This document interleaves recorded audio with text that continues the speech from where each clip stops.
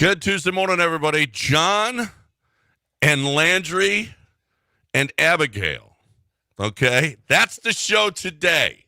As we head down the stretch towards the football season, Landry Locker taking over for Lance today. Lance is having a procedure today, and we wish him nothing but the best, my good friend and cohort for 25 years now, over 25 years now. Landry Locker wanted him to come in, hanging out, doing his, you're doing some, a lot of podcast work. Yeah, digital. Locker room on YouTube and going to every Texans practice, enjoying it. The heat's down, and then we're about 2 weeks from the season, so I'm excited. Shout out to Lance, though. This does that. There's a lot of procedures that kind of, this one doesn't seem as bad. Like, I think he's going to be okay. Yeah, he'll be all right. Yeah, he'll be okay, but he's got to get this done, and it was early. He had to be there at 5:30. He was moaning about that yesterday. I got to be there before I have to be at the show. Are you kidding me? And my man likes his sleep. So, so are you going to be okay talking about something other than the Texans? Is that? I'm going to be good. Are you I'll sure? Be able to do it. I think I don't think there's any mandate or anything like that. There is a mandate. You were giving me the hard time. Don't tell me there's no mandate. There's no mandate. Okay. There's definitely not a mandate. Are you guys allowed to talk about anything else? We're allowed to. It just has to be like a certain percentage. You know, you just kind of play the hits. Play the hits. Yeah. Play the hits. So I figured we were starting with the Nickelback today. That's just what I said. As soon as we were going Nickelback, and then we were going to talk about who's going to be in at the One Tech and Kurt Heinrich's knee injury. Right. Is that where we're starting? Well, you guys, wait a minute. Playing the hits, the Astros were winning World Series, and you guys are talking about a 2-14 football team. That is a lie. That is slander right there. That is a lie from Mr. Granado right there. And my goodness, let's talk about something else. Let's talk about, man, that game last night. I'm telling you, that lineup that they have against the lineup that Joe Espada's got to throw out there. I cannot blame. I mean, when you've got guys that are, I mean, look at Jake Myers, what a disaster he is. Why Jose Altuve came in and pinch hit. Why Jose Altuve is sitting around is another story. Ben Gamel, Whitcomb, you've had DeCenzo.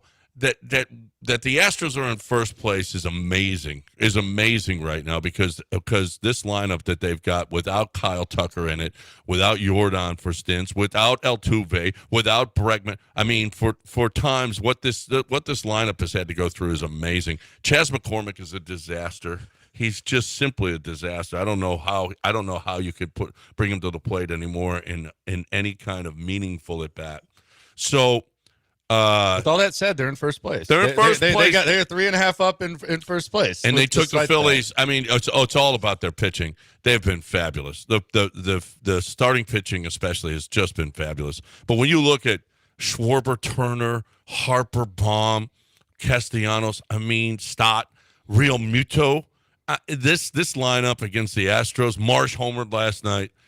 That dude needs to wash his hair. I really would like to see that someday. Because I don't know how you compete with this lineup if you're the Astros right now anyway. This kind of feels like the treading water area of the schedule because, I think you obviously got two more with the Phils, and then the 11 games after that, once we get to like the final 3 weeks of the season, I don't know if you feel like they're going to run away with the division. I feel like it's going to be close. I just feel like it's that type of season. I feel like you got too uncomfortable and then maybe you got too comfortable. This right here, if you can just play 500 ball in the next 11 games, I think you're going to be fine. But this is, I don't want to call it a danger zone, but this is where it could get a little bit more interesting. And quite frankly, based on everything that you said, it wouldn't be the craziest thing to think this thing goes down the stretch. No. This team is going to run away with the division. There's no problem. What is running away? What will their lead be? Double digits. There's no question in my mind. See, you take the Rudy T thing too far. I feel like many people like myself underestimated the heart of a champion earlier this year when the Astros' backs were against the wall. I was comparing Joe Espada to David Coley. Might owe him an apology for that. You owe him a big apology for that. And then now I kind of feel like you're taking it to the other extreme. I kind of feel like you're overestimating the heart of a champion. No. Listen, these guys are all. I mean, when you're talking about Bregman and Altuve and Alvarez and Yiner is fantastic. Pena, you're talking about guys that know how to win and will win. They were much better than they showed it early in the season. This is a better, and the Mariners suck, by the way. The Mariners just suck. Dead team walking. They're terrible. So and the Rangers, nice job defending your World Series championship. I think that's going to go down as the most irrelevant championship of all time. And I was actually on out there, and I'm not even saying this. I'm not even saying this to be like a troll, disrespect. I've never really gotten into like the Houston, Dallas, like back and forth.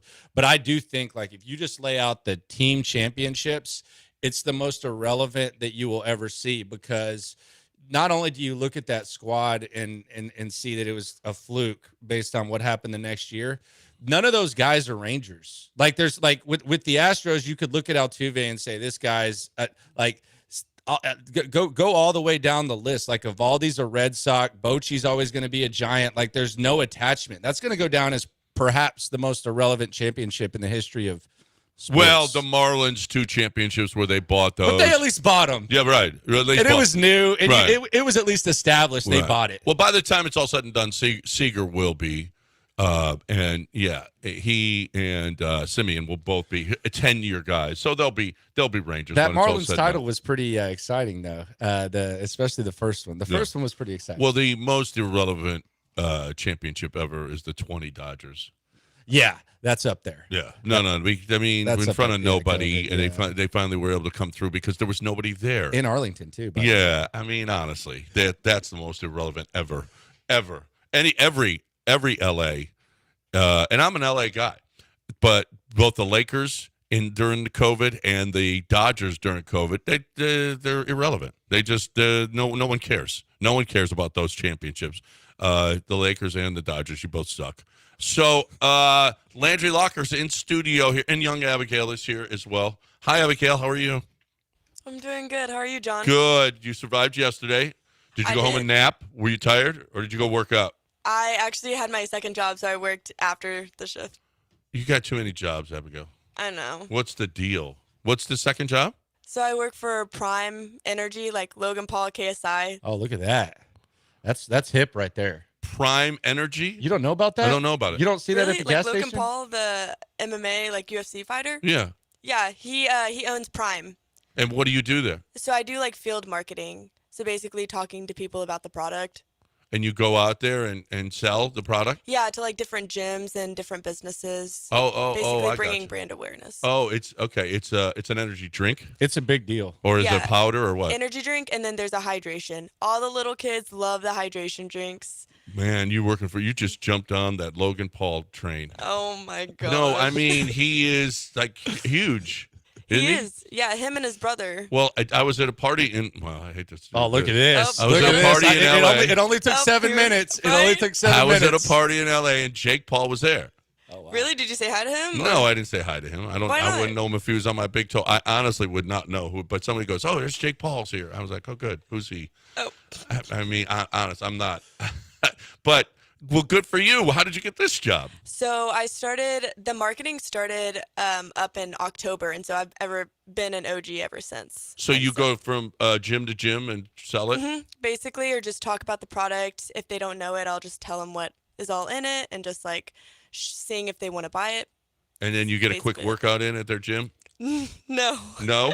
Not usually. How are you going to win your bodybuilding contest if you... I work out after. You do? Yeah. Oh, man. See, that's dedication. That's way too much work, it sounds like to me. She's got one job here, then she goes to another job, and then she works out. Keeps it fresh, though. Yeah, we ain't I'm always out. No, me and you, hey. Yeah.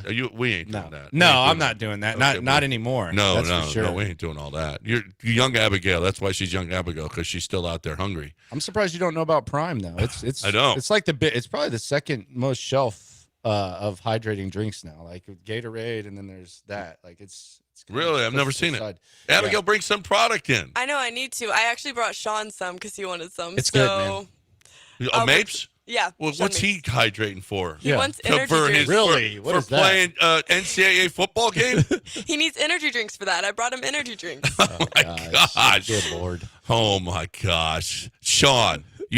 So his fingers could work faster. Yeah, they need to go faster. Oh my goodness. So Landry, for the first time ever, I have a co-host who sent me an entire, couple pages of stuff to talk about on the show. Yeah. I'm going to tell you, Lance never, ever, ever has done that. Well, y'all have earned that. The Hall of Famers, you can kind of get to that point. I haven't gotten to that point yet, but that's just old habits die hard type of thing. I was just happy to come in here and just hang out with you, but I didn't want to come in empty-handed, so I did send like some things just in case. Yeah, no. You know, that's great. That's like I said, I've never had that before, so that's pretty cool. And a lot of it is Texans related, and we will talk a lot of Texans. Yeah, when here. are we getting into the one tech? Your biggest after you're out there at practice every day. Your biggest concern. My biggest concern is the O-line. I still think I know people, and I've heard John McClain say this, and I shout out. What did he say? John McClain. It can't get any worse. The offensive line can't get any worse. How many times have we said that around here? And maybe this is PTSD, but as I'm watching this offensive line, I don't think it's going to be terrible. But I don't know how long it's going to be because Titus Howard can't stay on the field. Shaq Mason's moving like kind of an old offensive lineman does. He looks okay. And then Laramie Tunsil, he was banged up last year. So I actually think we could get to a situation where this is more of a passing squad. I don't have the confidence in this O-line to be really, really, really good. I think it can be okay. I don't think it's going to be really, really good. And I think that could be the one thing that kind of holds them back. As we're looking at, because I'm watching camp and I'm like, damn, who is that? And then you look down, Mario Edwards. He's been in the league 10 years. He looks like Warren Sapp out there. On one hand, you want to say, well, they're geniuses. They just found a guy that's been in the league for 10 years. But then on the other hand, you say, well, he won that job against this offensive line. Yeah. Right. So I think it's the same old. The O-line concerns me. And then I think they probably got a little bit of depth issues at cornerback. You feel good about the top two. I think it's but this is probably as bad from 3 down that I felt about the corners, even going back to like the Coley Lovie Smith time. So corner and offensive line, but the offensive line I am a little bit more concerned about than I thought it would be. I'm okay. So as far as the offensive line goes, it couldn't have been worse than last year with all the injuries that they had, and they may do. And they still won the 10 games. They're playing better teams now. There's no question about that. But hopefully that they'll stay healthy, and hopefully Kenyon Green will actually be able to play. We'll see. I don't know. We'll see if he can. He looks like he's better at pass protection than he was his rookie year, because he was awful. He was awful his rookie year, and maybe Kendrick Green is going to be that guy. Shaq, you know what? As long as they work as a unit, I think they'll be just fine. I'm not worried about.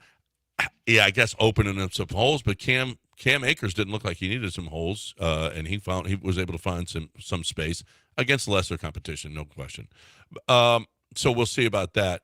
I'm worried about the interior of the defensive line stopping the run. Yeah, I mean, there's no depth there, and we wondered, is that going to be something that they did in the draft? So there's no depth. Like at this point, Heinisch could make the team, and it's like that dude. I mean, he makes the team every year, and you don't think he is. Like right. he's just still there. You look up, and he's right there. I know he has the knee injury, but yeah, the interior of the D line could be an issue as well. I think they're going to be so good on the edge, and I don't have. I'm sure Lance can speak better to that than me. I don't like. They say sometimes a pass rush can make a secondary better. I do wonder if elite edge guys can free up stuff for the interior guys, because if there's any science to that, I think you can make a case that maybe their starting edge guys are as good or better than their starting wide receivers, and their wide receivers are among the best trios in the league. So yeah. I think that's the one thing that's encouraging, but I'm with you. I think that the corners are going to be better because they are going to put more pressure on the quarterback. And so you don't need 6-7 seconds to cover a guy, because they're going to be, the pocket's going to be collapsing on them. So I think that will help. Those edge guys are going to help the defensive backs. And so I'm not as worried, although I'm not crazy about Petrie in the slot.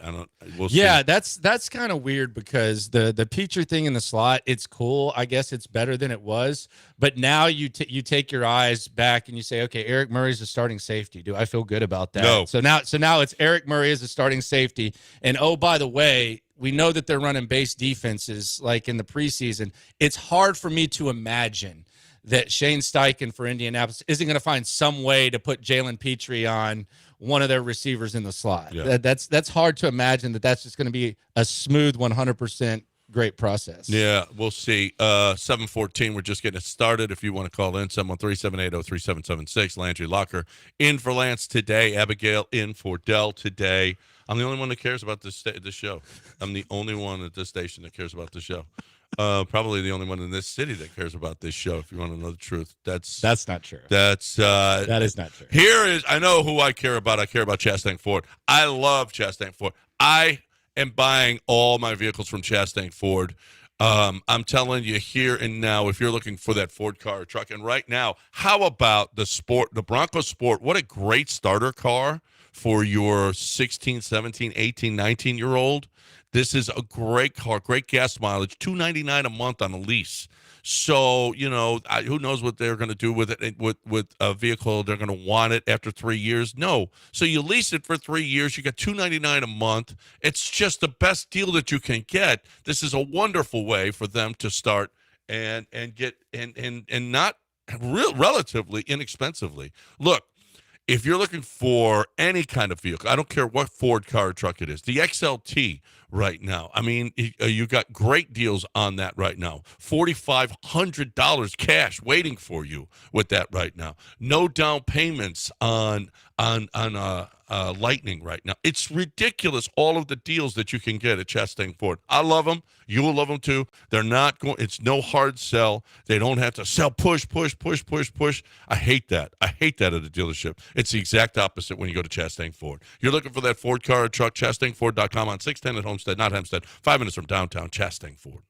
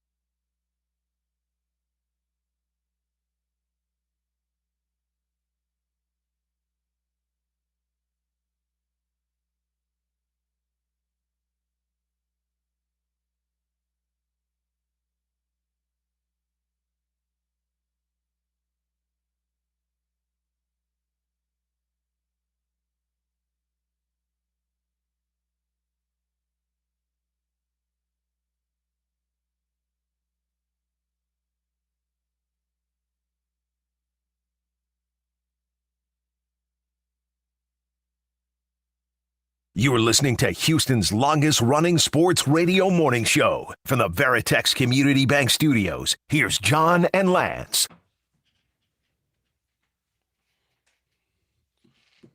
719 on ESPN 97.5 and 92.5. 713-780-3776, 713-780-3776. Landry Locker, or all the other Syracuse sports radio robots in the shop? I've never even been to Syracuse. That's actually kind of Where insulting. did you go to school? So I let the family down to not get into Texas. So I went to Oklahoma State for a semester. Oh, nice. And then I was going to go to Mizzou, but I ended up in Lubbock. So yeah, I've never been to Syracuse. I guess that's a compliment because that's like a big broadcasting school supposedly. But yeah, I've never been to Syracuse in my life. Wow. Ever. No, Lance is not having an embalming procedure done today. He's alive and well. He's fine. It's not You don't know that though. No, I don't know. Yeah, that. he just went under, so you did, do not actually. know that. You cannot make promises that you do not know. He's not getting transition surgery. And see, you people are bad. You're bad people. You're bad people. But if he was, I'd accept him. Okay. If he was, I'd accept and love him. Love is a strong word. What would his name be? From Lance to what? What would we? I don't know that I want him to come back, and that's what people call him. Whatever it is we decide. Bruce, because then he'd be like, wait a minute, you had me having transition surgery? Is that what you had? Is that what you did? Okay, while I was lying on that table, risking my life, is that what you're doing? No, he's not getting transition surgery. And I don't know, what was a good name? Mary Kay? Would that be a good name? From Barbara? Lancey? Lancey? I don't know. Lancey's a guy's name. I mean, if you have Lacey. How about Lacey? Lacey's Zerline. That'll be it. Yeah. Okay. We did it. I'm sorry, Lance.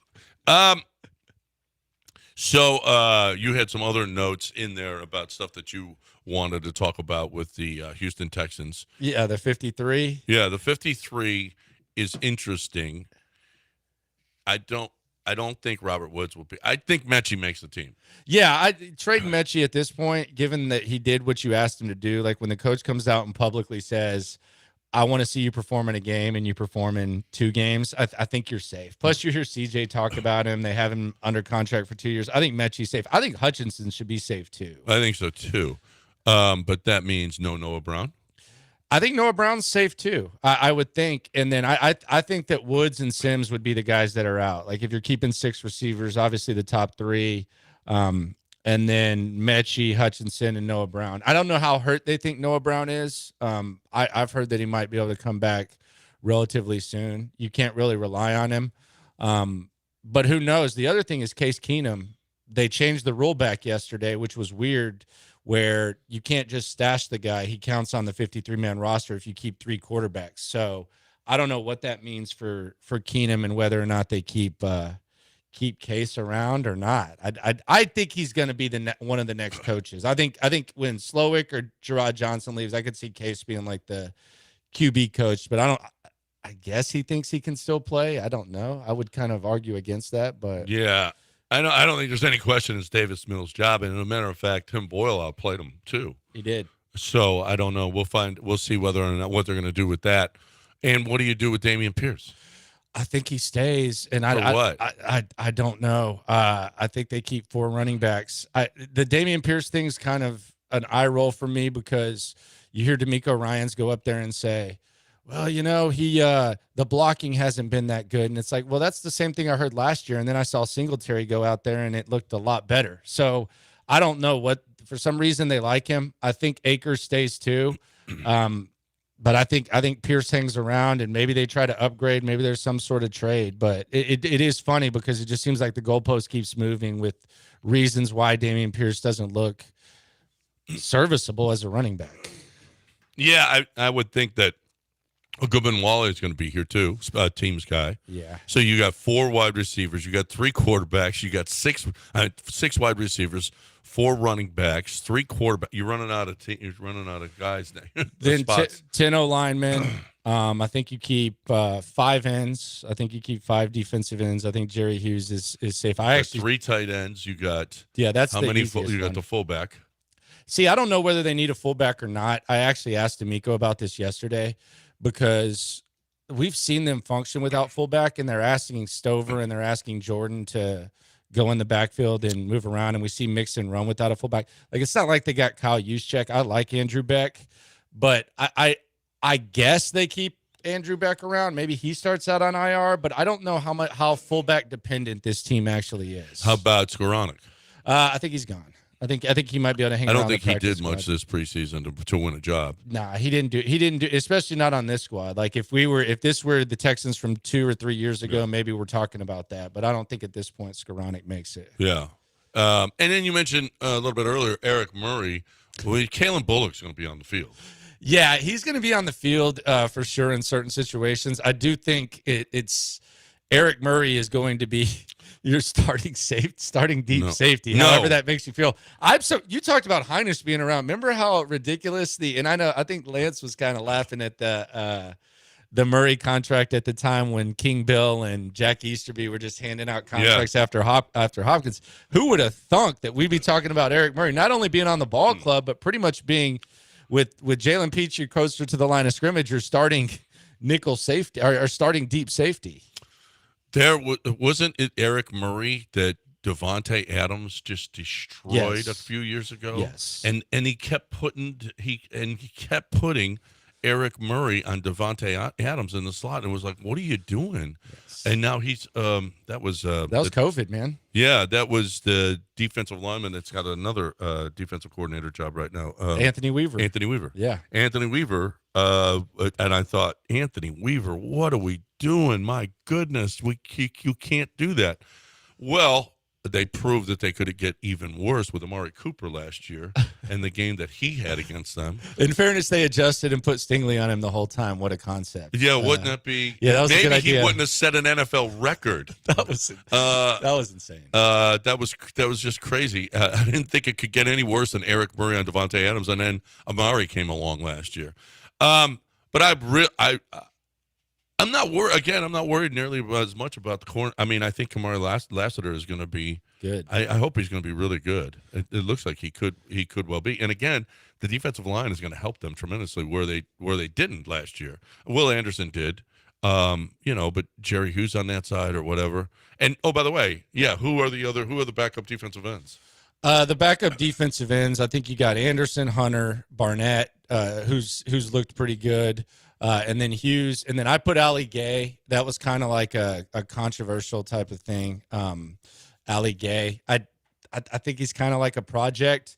I do think that they could end up replacing him. Danico Autry is going to be back, so he gets pushed to the side. But I put Ali Gay on there because I think he can play some special teams. But I mean, the back end of the D end is pretty. Well, isn't Danico going to have to move inside too? Yeah, he's going to be inside, outside, all over. Yeah, all over. One of those guys could be disposable because of that, but that's a long ways away. So in your linebackers, the linebackers I put Harris. Obviously, we don't know if he's going to be good. Azeez Al-Shaair, he's going to be fine. Toto, don't like him in coverage too much, and then Hanson and Neville Hewitt. So that would be the 5 linebackers. And yeah, but is Harris going to start? He might start on the IL. See, I would feel better about Harris if he had never stepped on the field. We were at practice and he was out early, and then he was working on the side, and then he comes back and he practiced for like 15 minutes, and all of a sudden he's hurt again. Yeah. So if I would have never seen him, I would feel a little bit better about that. But when you come back and then you're gone in 15 minutes, that's a little bit of a concern, especially for a guy. I think most people anticipated that that's going to be the guy that elevates his game and steps it up a little bit. That's a big loss too. I think he was so good at the end of last year. Holy great. Crap, he was really good. So I would love to see him back, and the way that under D'Amico, what a step he took last year, and he and Azeez. I think that linebacking core will be fantastic when they get them all healthy. 713-780-3776. You got any questions? You're more than welcome. Dominic, let's get him in here quick before the break. Hey, Dominic, what's going on? Hey, thanks for taking my call, man. Lifelong fan in New Jersey. A lot of painful years. This is by far the most excited I've been going into a season. But I just want to express my concern for the depth in the linebacker position and secondary. Guys, we're relying on Derek Stingley, who I think could have an all-pro season when healthy, but when is he proven that? And then you're putting a lot of pressure on Kamari Lassiter. So, guys, if one of those go down, we're looking at games at the end of the season, 40, 30 that we're going to be losing.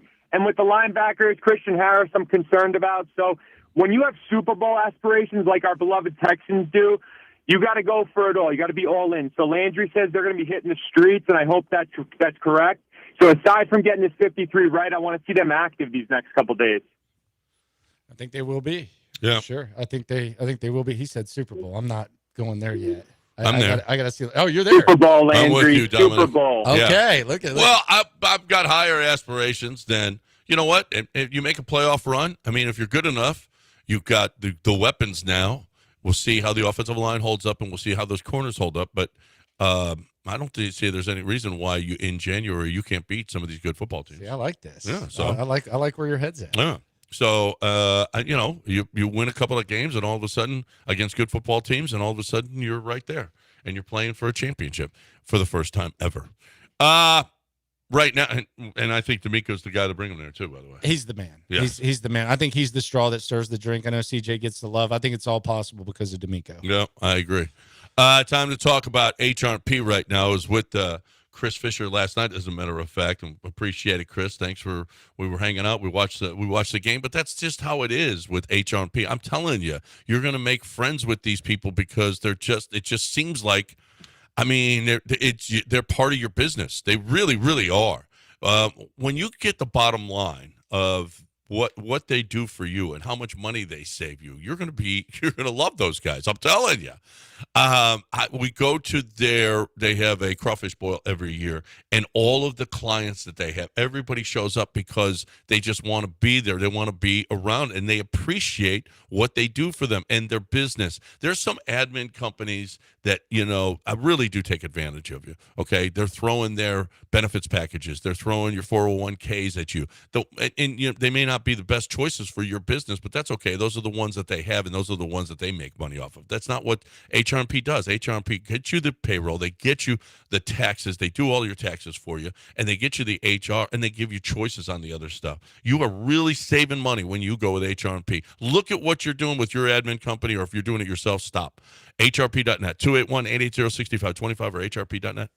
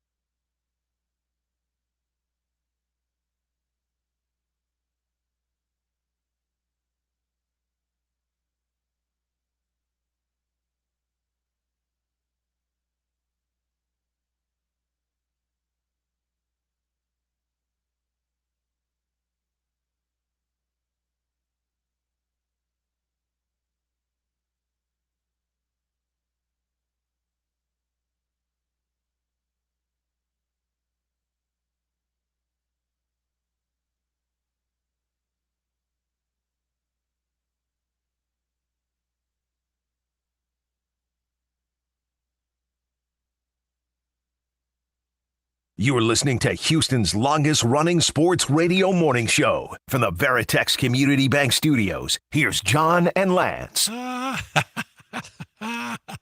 That's my favorite, when Abigail is here and we do News of the Weird. She turns red. 713-780-3776 is the number here on ESPN 97.5 and 92.5. Landry Locker in for Lance today. No, he's not a Syracuse guy. I mean, yeah, I don't. How'd That's you get insulting. Did you hear me? You're talk? a Lubbock guy. I'm a Austin guy. Anywhere in Texas. I'm an anywhere in Texas guy, all over. All right. But yeah, Austin all day. So you are Horn, and so your family's big Horn fans? My parents met at UT. Okay. And then so you disappointed them mightily by not going. Mightily, and I took it a little too serious. Texas football I took a little too serious, to the point where people don't think this is like true. It's actually true. So I was working at the newspaper, at the radio station in Lubbock, and when Crabtree scored the touchdown, I was so like high strung and stressed out on it. I got shingles, and I gave my roommate. And this is how you can prove it. I gave my roommate, who I guess didn't have friends in elementary school, I gave him chicken pox. So a grown ass dude, like, because shingles can give chicken pox, he had chicken pox. And that's when I took a step back and said, I don't need to really care about this that much. That was what it took. But shingles. You were going to school in Lubbock. You were at Tech, but you hated so much that Crabtree caught that pass. Oh yeah, and I played basketball with those guys. So like Crabtree, all those guys that like, it was Harrell, all of them. Like I just rooted for Texas. It's just kind That's of just what you do. It's just a thing. And this year, Texas, yeah. Little concerned. Little concerned. They could have lost 4 games last year. I'm a little concerned. I also think, and this is. I kind of think the divorce is going to play a little bit of a factor for Sark too. I know that sounds crazy, but I just don't know. Like, if you got divorced, do you think you'd be able to do your job better? I wouldn't. But if I got divorced, it'll cost my wife a lot. So she's not divorced. So you know what? I'm getting half of all that. Half. So she ain't divorcing me. I don't have to worry about that. Is it coming here in a mink coat? Yeah, I would. I definitely would. I would. Well. The thing about Sark, if it was me, I'm out every night, I'm drinking every night.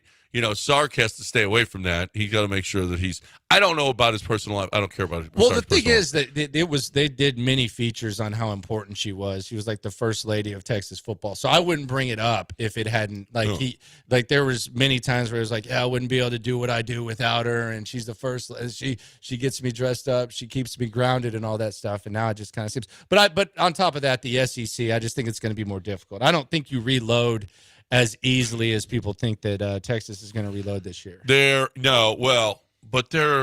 can. But their schedule's pretty easy. For a SEC schedule. For a SEC schedule, it's real easy. But they could have lost to the Cougs. They could have lost to TCU. Kansas State kind of bailed them out last year. Yep. So, yeah, in the moment, I think if Sark has 2 months to prepare for like Michigan or Alabama, I think he's going to be fine. But I think in the moment, I think it'll be a little bit tougher. They could lose 3-4 games. You could still lose 3 and get in, though, this year. Yeah, you can. Actually, you can. I'm a playoff guy.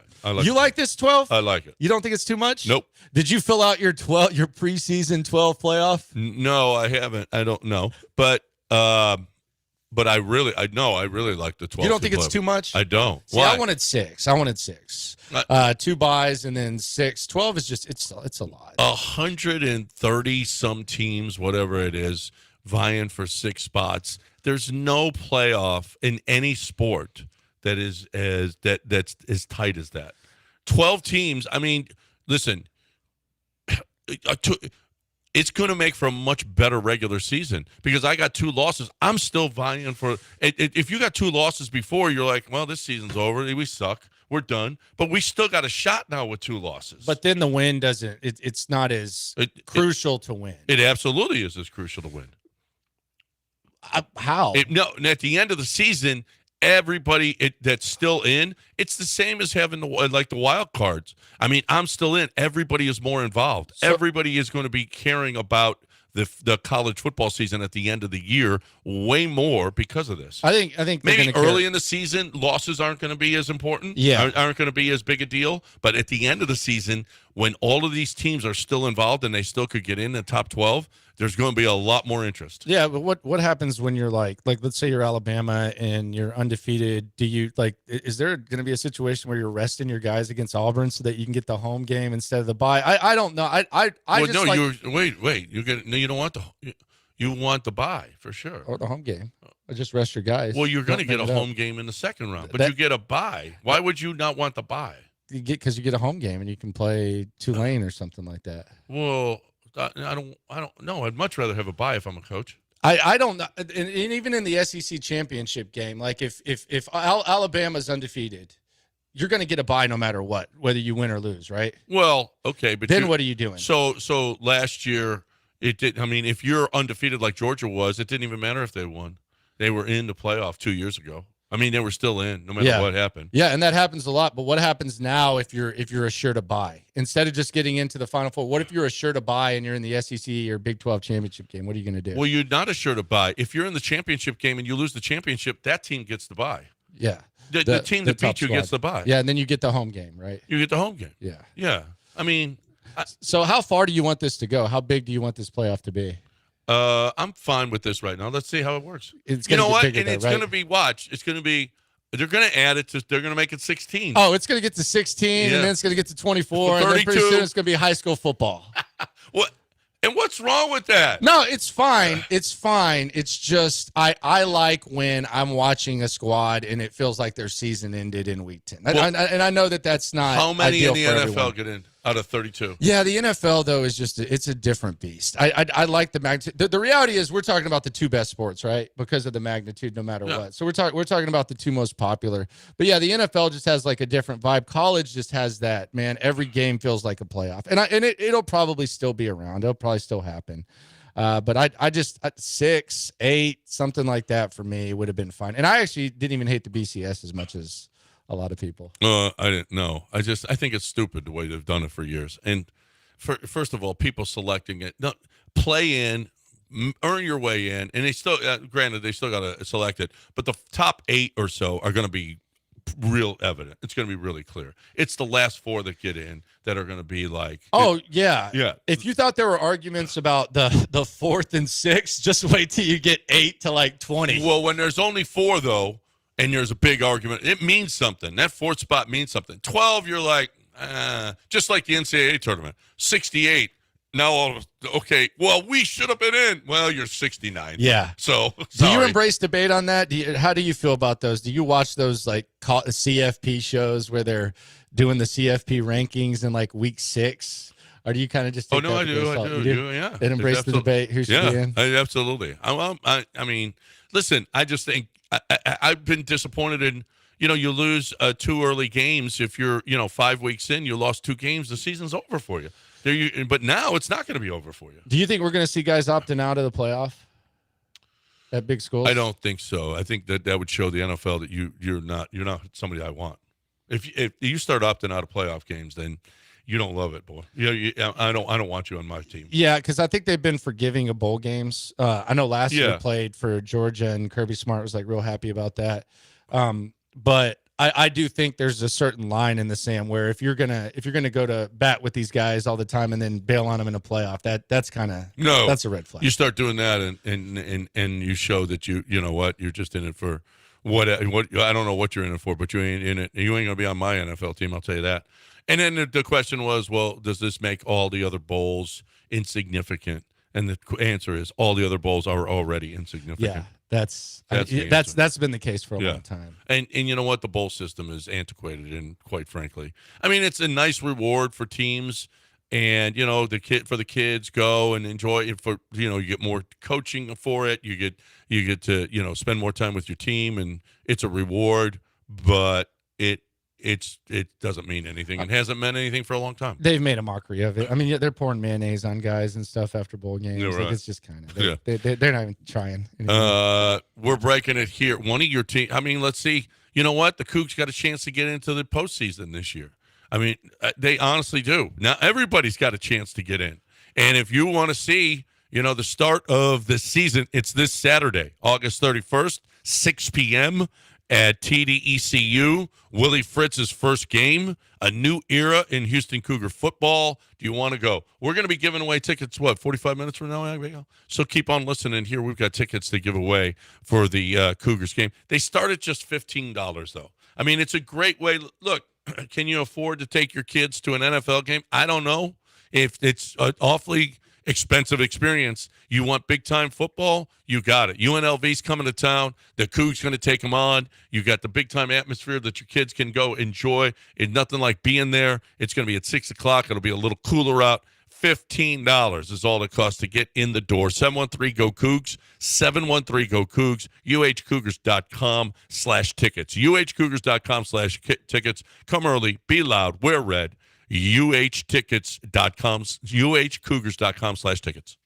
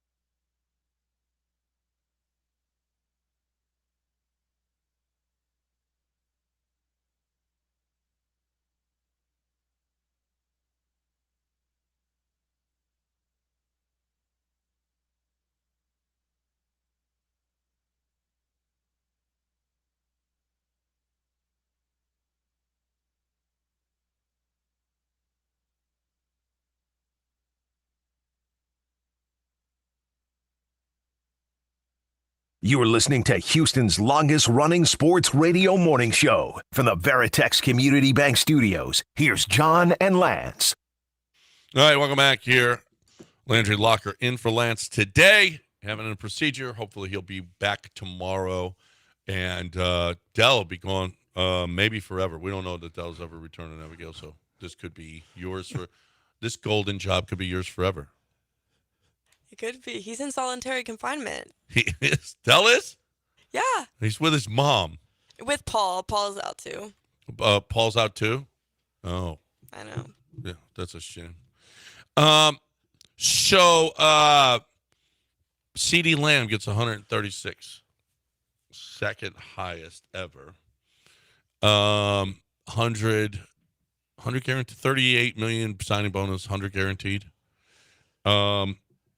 Is it too much? It's not, if you want to know the truth. It's not for them, but I do wonder, do you, as good as these guys are, the Jeffersons, the Hills, and the Lambs, wouldn't you rather have what the Texans have, where you have like three guys on that second tier and you're not having to pay one guy $40 million, like Nico Collins for $3 and $72, and then Tank Dell on his rookie deal? It does feel like that feels a little bit better than, given these great receivers. I'm not taking anything away from them. $40 million.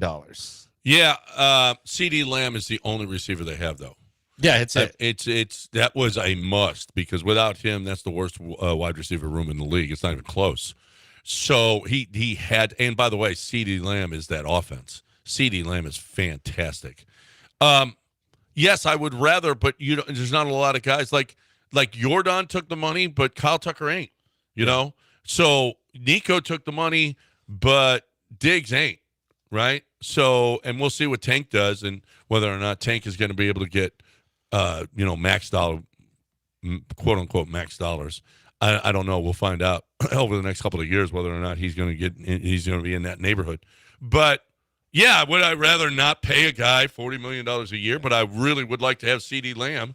Would you rather have CeeDee Lamb or any of the Texans wide receivers? Well, I think he's better. But I do like the structure that they have, where they have these guys that they can kind of, not have to pay. I think once you have to pay that, you find yourself having to make really tough decisions. Like the Dolphins, they had to basically get rid of a large chunk of their squad because they're eventually going to have to pay Tua, and they were eventually going to have to pay Tua, and they had the Tyreek Hill thing. But yeah, I definitely think CD's better. I guess I'm just saying all this to say, to localize it, I like the layout of where the Texans are right now at wide receiver. I don't think Nico's in that class.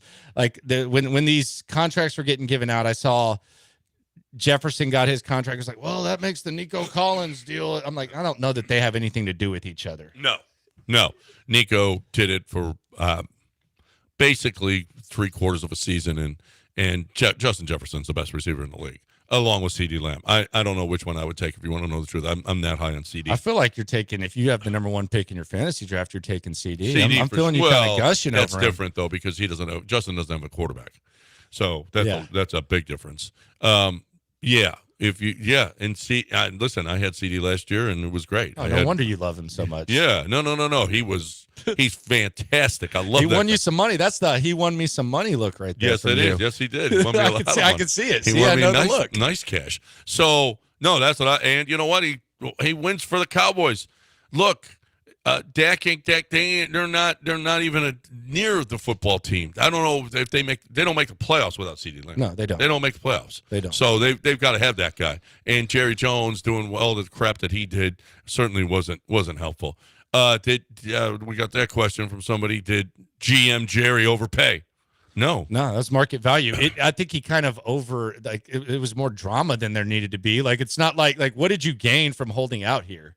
Like, what did you gain from it? Like, you gave him basically what he was wanting the whole time. So I don't know if he overpaid, but I mean, it's probably drug out a little bit more than it probably should have. Yeah. So, I mean, I think this is what you're going to get. Jamar's the next one that's going to get it. You know what? He has a big season this year, and that's the guy I would focus on if I'm 4th or 5th in fantasy. Jamar Chase is a guy that I'm grabbing right away because he's got something to prove this year. I would take him before Jefferson this year, honestly. Yeah. I think he is going before Jefferson. Yeah. But I think McCaffrey and Breece Hall, those are running backs are tough to pass up. Bijan is right there as well. So, I mean, there's some tough decisions to make when you're at the 3rd or 4th pick of your fantasy draft. But I think Chase is going to have a huge, as long as Joe can stay healthy. Yeah, and that's a big ask. That's a big if. Yeah, that's a big if. That's a really big ask right now. 713-780-3776. If you want to get in here to hang out with us here on ESPN 97.5 and 92.5. What did you think of the first day of the U.S. Open? I didn't think much of the first day of the U.S. Open, if we're being completely honest. What did you think, Abigail? Didn't think a lot. I also didn't think anything. You didn't think anything of it? Did not. Yeah, no. I didn't think about it either. John, what did you think of the U.S. Open? I didn't think one thought. I thought you were about to break it down. I did see that Coco Gauff was playing or something. That's what I saw. I mean, yeah. Did she win? Did she win? See? I have no idea. Did she? I feel like if she lost, we would know. I do know. I do feel that. But yeah, I don't know. I don't think anybody cares. Have you ever been to a tennis match? I have at River Oaks. No, like a real tennis match, like a pro. Wait. That's a real. What River Oaks is like? I'm not talking about like the tennis lesson, whatever. The lady out there that's doing whatever. I'm talking about like a real tennis match. You mean like a professional tennis major? match? Yeah. Have you ever been? I haven't. See, I don't know if I would enjoy it. Have you been to a NASCAR? Wait, I think I have. I think at Gallery at Westside Tennis Club they had the pros there. It must not have been that great. See, it was. Yeah, I think I have been to one. Have you been to a NASCAR race? Everyone says that's. I have not. No. Okay. Me neither. Yeah. Golf, obviously. Yes. I've been to the Indy 500 in the. Is that cool? It's really cool in the infield. It's just a gigantic party. Yeah, with a lot. It's just loud though. But anything's a party, right? Yes, right. You can make a party anywhere, but it's a lot of fun. You golf a lot, don't you? I do. How often? Sometimes. Like, He's golfing tomorrow, aren't you, John? I'm golfing tomorrow. Right? How'd you know that? Yesterday, you told me. I told you that yesterday. Oh, okay. So what? I didn't want to reveal that, but yeah, I golfed yesterday at Wildcat. It was wonderful. You scratch golfer? No, I'm not a scratch golfer. What are you? Like 6 handicap, 7? About that? Yeah. Okay. Yeah, right there. Do you play with guys that are scratch golfers? No, hell no. So you're the best play with guys that are worse than me. That's how you make money. That's how you do it. Okay. Yes. And y'all gamble? You do not. Yes. You do not play with guys that are better than you. How many Coors Lights do you drink on the course? If like in an average round? An average round is probably 6 to 8. Okay. There you go. So you're enjoying yourself while you're going these days. Every 3 holes you have another one. Okay. You pop another one. Yeah, there you go. There you go. That's it. And you tip the cart girl, right? You got to. Always. Or do you just take? Do you have a chest? Ice chest? There's always one on the cart. Look at you, man. Yeah. Look at this guy. Yeah. That's. I can see that tan. That you tan don't didn't play come golf? nowhere. I quit. I retired. I gave away my clubs. I actually had the clubs customized. I was like, man, I can't do this anymore. I might step back into it 5 years from now. I just can't do it. I'm holding people back. It's taking too long. There was a time where I could get the first tee time, and you get there like 6:45. I finished in like an hour and a half. Just hacking. But once you had to start waiting, you had to start sitting in the sun. I needed to step away from the game. That doesn't bother me at all. That's a good 5 hours right there. That's the best 5 hours you'll spend all day. Come on. Okay. That's a lot. Yeah. 5 hours. Well, yeah, there's some. Well, you're probably 5 hour rounds suck. Don't get me wrong. You're probably a turn guy too, though. What? Like you'll probably play 18 and then you'll be like, hey, I'm gonna go get me 6 more. E9. Get me 8 more. We played an E9 before. Okay. Especially if it's a good match. Let's see go. You done yet? Okay, let's go. No, you want to go? Yeah, we'll go. And the poor cart guys, because I used to work at a golf course. The poor cart guy is sitting there like, man, this SOB out here. I can't. I can't. 8 o'clock. I can't go to my house party, and this jackass is out there getting 18 in as the sun is down. 27 or 36. Did Coco Golf begins U.S. Open with a easy victory? There you go. There you go. Coco Golf won, everybody, just so you know.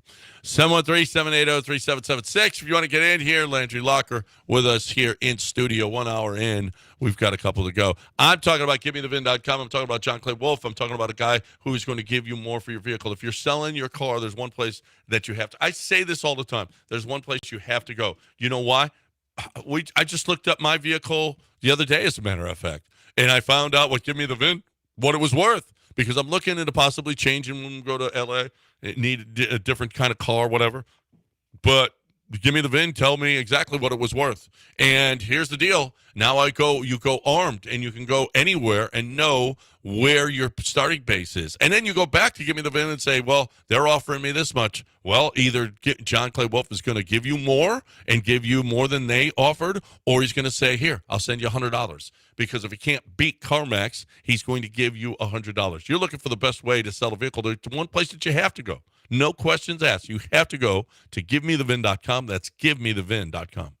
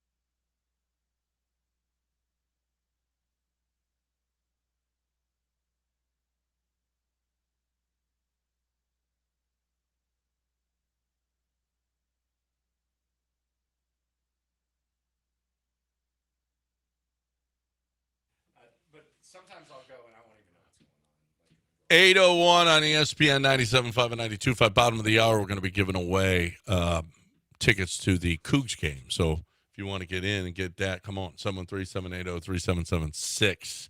Keith is a U.S. Open fan. He's going to give us an update. Here's our update of the U.S. Open, U.S. Tennis Open from Keith. Hey, Keith. Hey, guys, love this show. I was off work yesterday, so watched about, 9 hours of the U.S. Open. Wow. Big takeaways. Novak rolls. Ben Shelton knocks out 2020 U.S. Open winner Dominic Thiem. He's done with his U.S. Open career. Kind of a sneaky upset on the women's side. Sloane Stephens, 2017 U.S. Open winner, wins set one against her opponent easily, 6-0, and then gets blasted and stunned in sets 2 and 3 to Clara Burrell out of France. Tifo wins. Novak's cruising. The big dogs aren't really there anymore, Nadal and Federer. But nonetheless, the U.S. Open is money. 2 weeks of pure entertainment tennis right before the NFL season starts. Oh. What about how is a guy named Yannick Sinner an Italian? Someone explained this to me. Yannick Sinner. Maybe he's half. That's not Italian, and he's got red hair. Oh, you're being a snob now. I see where this is going. Well, I thought you were legit curious. I did not know this was you kind of flexing the three fingers. I want to know how this happened. I want to know how a guy named Yannick Sinner is Italian. Now, I do have a red-haired cousin. You do? I do. Okay. And we were always wondering. Is that like the redheaded stepchild type of vibe? He's redheaded. His name's Granato, and he's got red hair. It's a little fishy. No, it's a little fishy. I'm not a tennis expert, but I am kind of offended. I'm sure that was a fantastic update. I'll take his word for it. But he says that Djokovic won, and then he said the big dogs, Federer and Nadal, aren't in. I kind of feel like Djokovic is a big dog.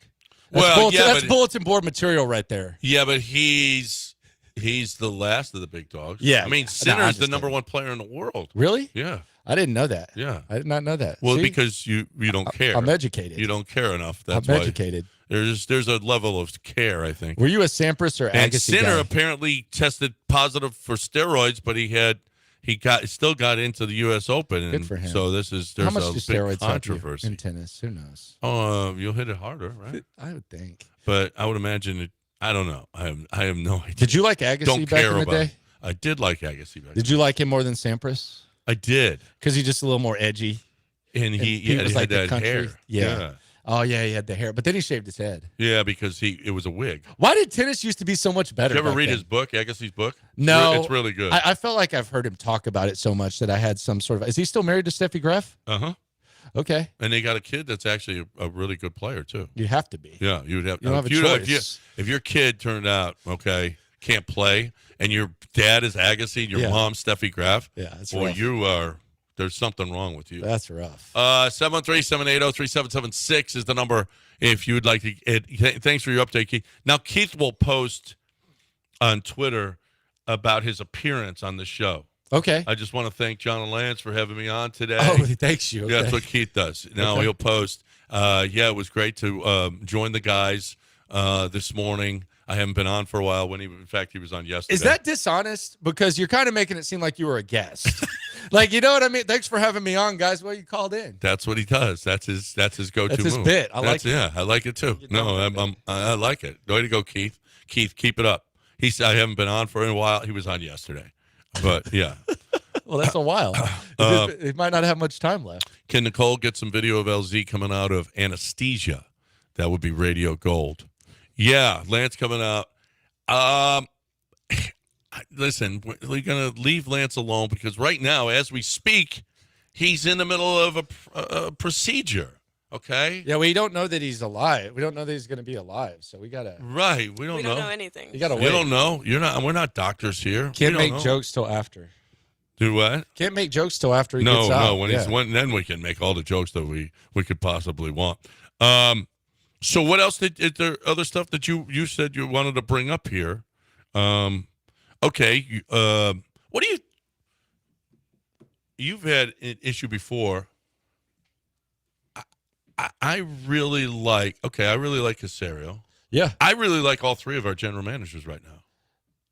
Do you consider Stone the GM, or do you consider Udoka the shot caller there? No, that would be my question. Well, listen. I do. It does. Udoka is calling shots. There's no question. But Stone is doing. Stone before Udoka got there, drafting Tari Eason where he did, drafting Alpe where he did. Stone is doing an unbelievable job, and I do think he deserves credit. I just asked that because, and I think you could say D'Amico has feedback too with Caserio, but yeah, I like Caserio fine. I don't think I've ever had like an issue with them. I've kind of rolled my eyes. The Easterby thing, it was hard for me to get past the whole Easterby thing, and then we had like a. But that's not on him. No, I mean it's not on him, but he's guilty by association, and then I think he kind of had to feel it out with him and then get him out of here. Because you can't just get rid of a guy that has his hands on everything. You have to get some sort of grasp. So I kind of held that against him. You think Dana Brown's doing good? I do. But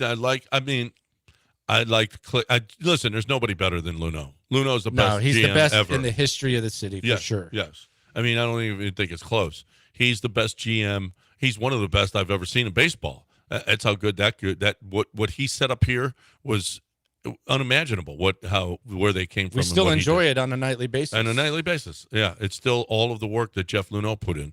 So I think it's tough to judge. I think he had already had to make some tough decisions, getting rid of the Bagwell hires. I mean, you got to make tough decisions, and I will find out about his drafts. We'll find out whether or not how good how good his draft is, his ability is to draft. We don't know. But no, I like Dana Brown. I do. Yeah, I think he's doing okay. I mean, you're right. It's not fair to evaluate him. I think Caserio is a little bit ahead of schedule. You know, I do think it happened pretty quickly, and that can happen when you get a coach and a quarterback.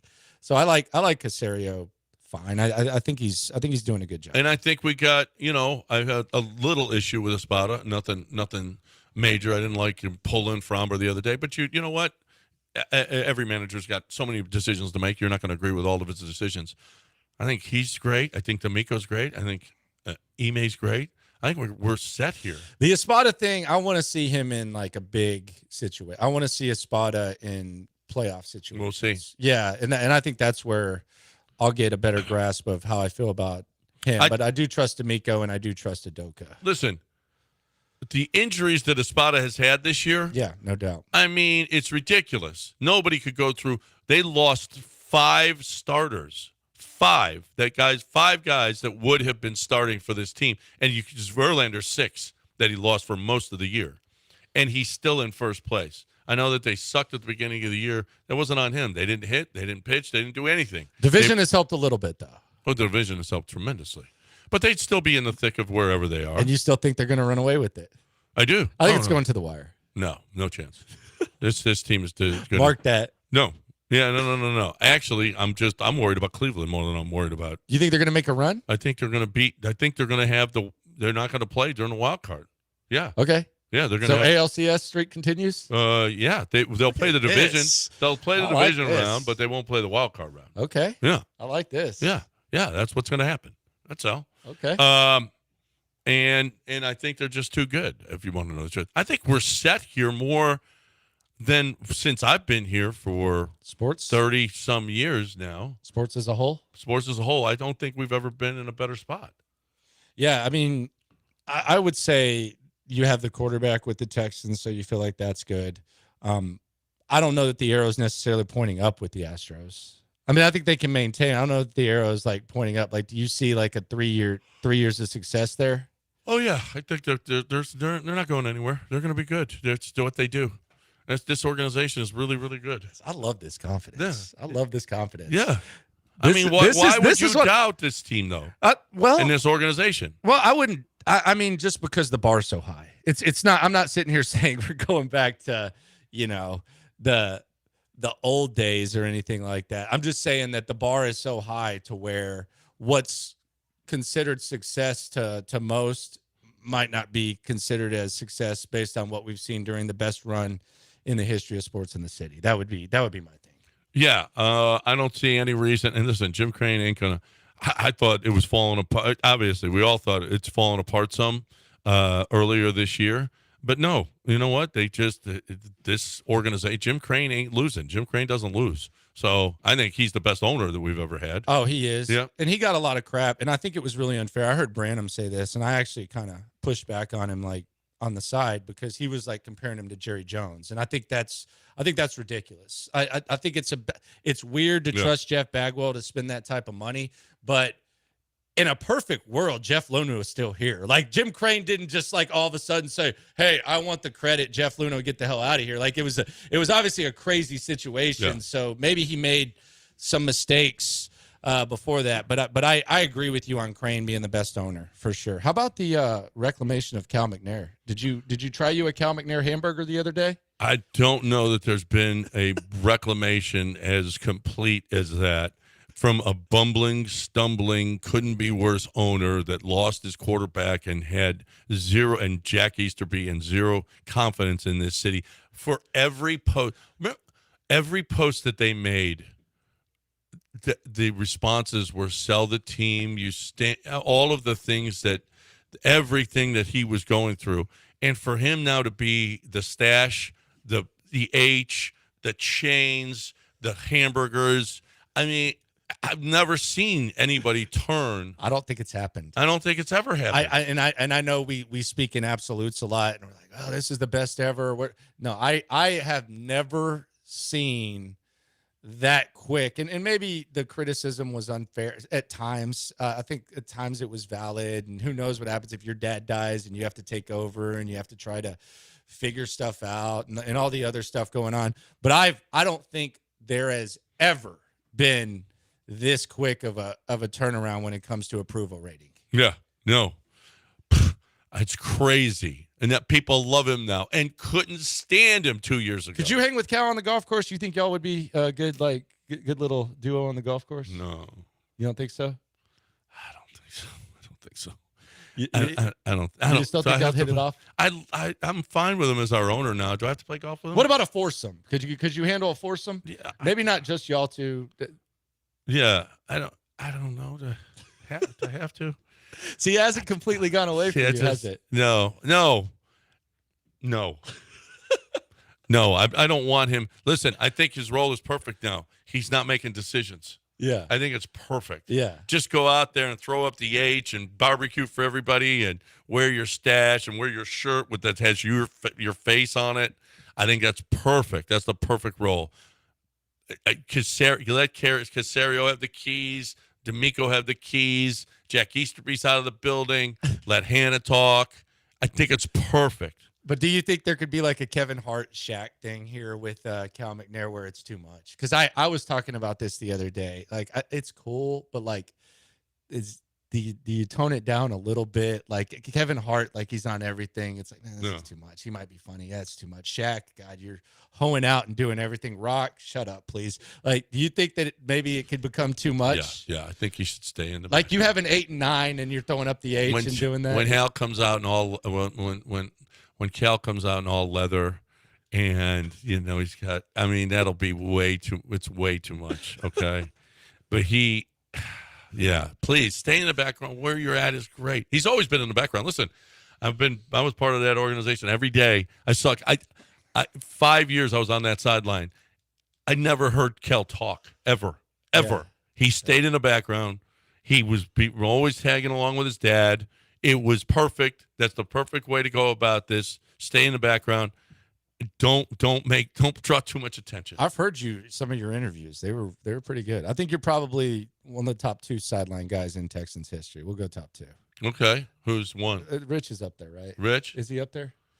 You were better than Rich, though, right? Let's stick the chest out a little bit. I might be instigating here. I might be just trying to start something. I don't want to. I don't do rankings like that. Nah, but you were a better sideline guy, right?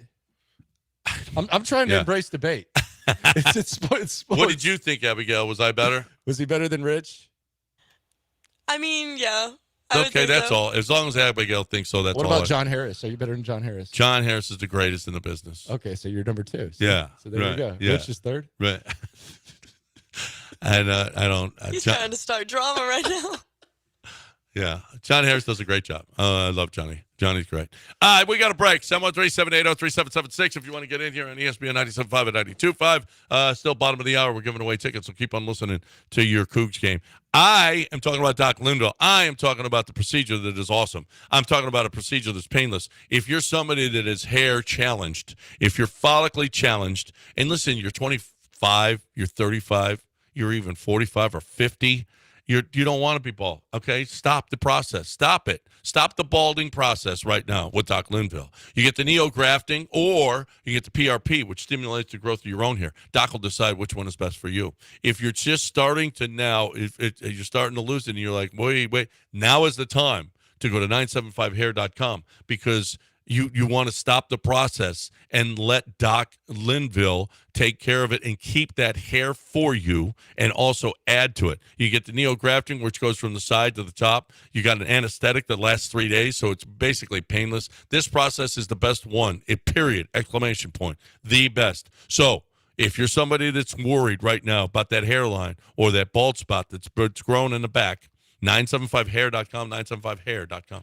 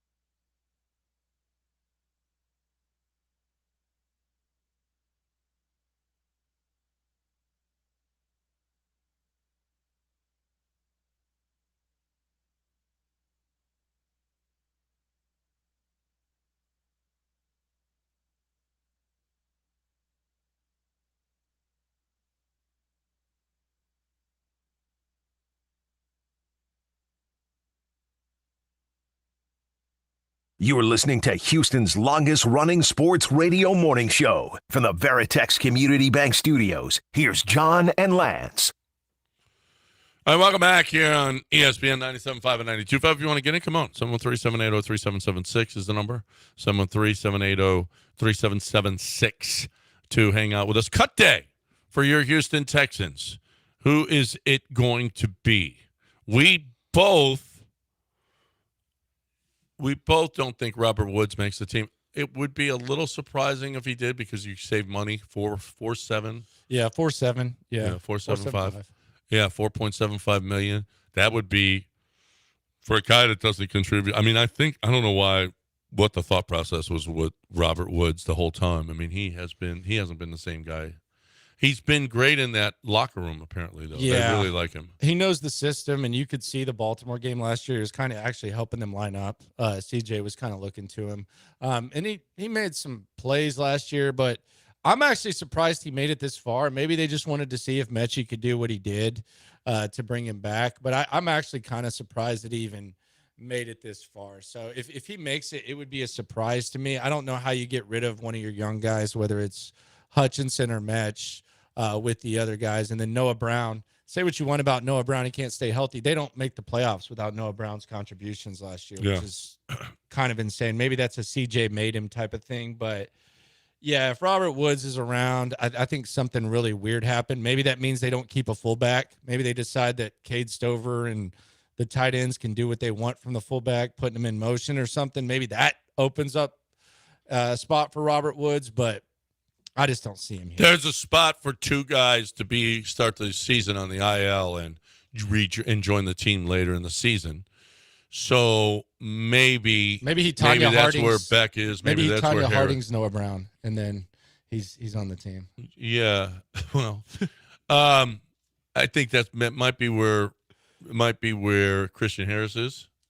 Yeah, I don't know. I think yesterday I heard that Aaron Wilson said he doesn't think he's going to be, which does that mean that he's ready for week 1? Does that mean that maybe they think he'll be ready for week 2 and they don't want to put him on the IR so he has to miss 4 weeks? I'm not feeling good about Christian Harris. And even when he comes back, I'm a little bit concerned that it's going to be one of those things that lingers, which would be, that would be one of the ultimate kicks to the junk for the Texans. Yeah. If Christian Harris isn't out there, of all the guys we're talking about, I think that's the one that would hurt the most. Yeah, no, I think Christian Harris is going to be a really, really good player for years to come for the Houston Texans. So we'll see.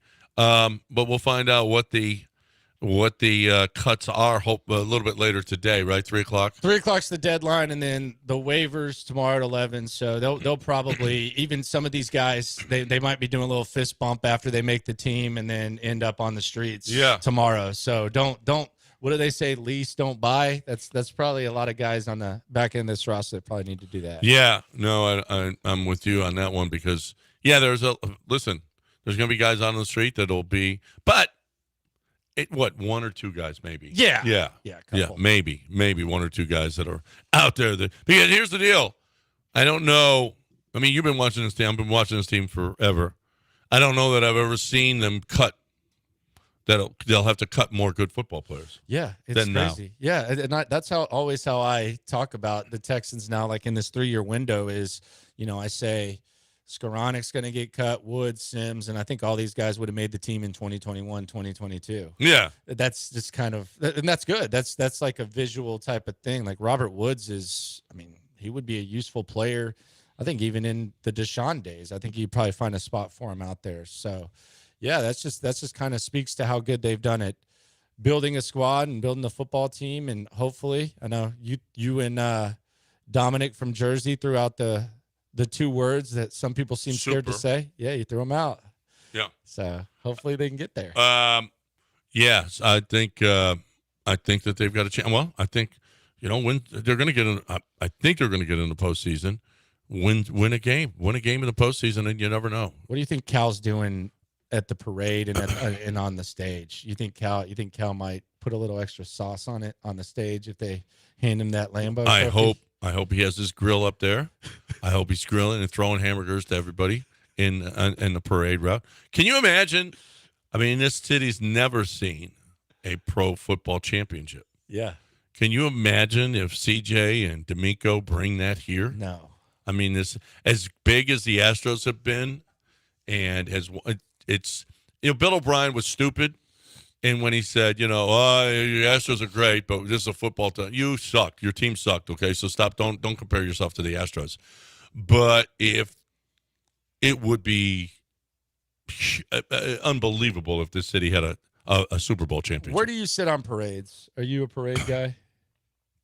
Like, do you watch the Thanksgiving parade? Do you No. turn it on in the morning? No. I've never watched that once in my life. No. What are we doing? Like, it's some people can make a case that going to a parade is kind of boring. Watching it on TV, It's even what worse. is that? Yeah. What are we doing? Yeah. Give me some Seinfeld reruns or something. Yeah. No, I don't. I'm not a parade. No, I'm not a parade guy. I'm not a Hall of Fame guy. I just think they're so boring. I can't watch. So you don't watch. You didn't watch Andres and I did not. you missed out on Devin Hester's. I feel like you would have at least like had like 1/10 of a tier. Why? He did a really good job. Like it was not generic, and like each family member was individually embraced. Like his stepdad, he talked about how he took him under his wing, and then talked about how he remembers his stepdad having $6 in his wallet, and he'd give $2 to him and $2 to his brother, and go to work with $2. It was a good speech from Devin Hester.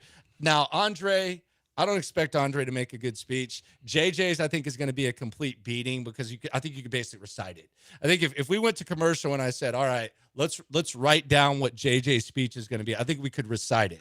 But I do feel obligated to watch. But the Devin Hester, I feel like you missed out. I feel like you could have increased your sensitivity level with that. Well, I don't want to increase my sensitivity level, but when I want to, I'll go back and watch the Devin Hester. You should. It's when I want to be more sensitive. When's the I last don't time you think I cried could in a movie? possibly be more sensitive. When's the last time you cried in a movie?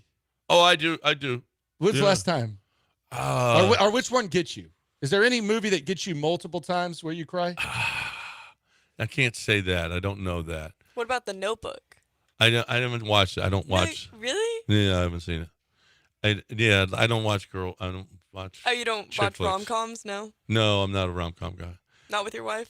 No, she can watch it and I'll just do something else. No, she likes that stuff. I don't. Would you cry in like Remember the Titans? Now, Hoosiers? How can you not cry? Come on. Are you serious? Miracle? Miracle? You knew how it was going to end. I know, but it was still. Hoosiers, does Hoosiers travel well? Hoosiers My is the grandpa best. used to make me watch that every freaking day. I don't know if it travels well. What do you mean travels? How many shots does Jimmy miss in the movie? None. He misses one. Jimmy Chitwood missed a shot? I think he missed one in the driveway when she was talking to him and he was outside shooting. I that's think he misses when one shot. she said something. No. Yeah, but he missed a shot. No. He missed one. No. What about Ollie? How about Ollie? Get him. Underhand Get him free off throws? Get him off the team. That's the best. He doesn't know. Hey, you ever watch Hoosiers, Abigail? Hell No, I haven't. You need to watch Hoosiers No. and Miracle. You don't. I've the seen two best Miracle. sports I movies. love Miracle. Miracle's the best. Miracle's the best. She might like Eddie more as a basketball movie with Whoopi Goldberg. Eddie with Whoopi. What about the kicking dog? Airbud? Airbud. We got tickets to give away, Abigail. Let's do it. U of H. They're playing on Saturday, 6 p.m. Who wants them? If you're looking to go to the game, let's go. 713-GO-COUGS. 713-GO-COUGS. UHCougars.com/tickets. They start at just $15. We got at exactly 8:35, Abigail. 8:35. You're going to call in at 713-780-3776. And we've got how many tickets? 2, 4? 2. 2 tickets to give you. So we got 2 tickets for you. At exactly 8:35, I said. Exactly 8:35, you call in, and the fourth caller is going to get those 2 tickets at 713-780-3776. Right now, I'm talking about MyBookie. I'm talking about MyBookie.ag. The football's here. Okay, Saturday, we got the college football schedule. Matter of fact, let's go over some of the games, and we'll go over what the lines are, and maybe pick a couple of games for you here at MyBookie. I'm on MyBookie right now, MyBookie.ag. I've been on it for a while. I've been on the website. I've cashed in. I'm telling you, it is the easiest website to navigate. If you're somebody who is, they've changed the whole thing. It's so great. Right down the left side, college football and major league, NFL odds, presidential election odds, NCAA football, golf, soccer, tennis, Aussie rules, baseball, basketball, boxing, CFL, anything that you want to bet, anytime, anywhere. Easy to navigate. So simple. You just click on, and then you click on the bet that you want. No problem. All you need is mybookie.ag, promo code BET975. Get your initial bonus. You got casino gambling as well with live dealers. It's the best. You're looking for a great way to play, win, and get paid. MyBookie.ag, promo code Bet975. Bet anything, anytime, anywhere with MyBookie.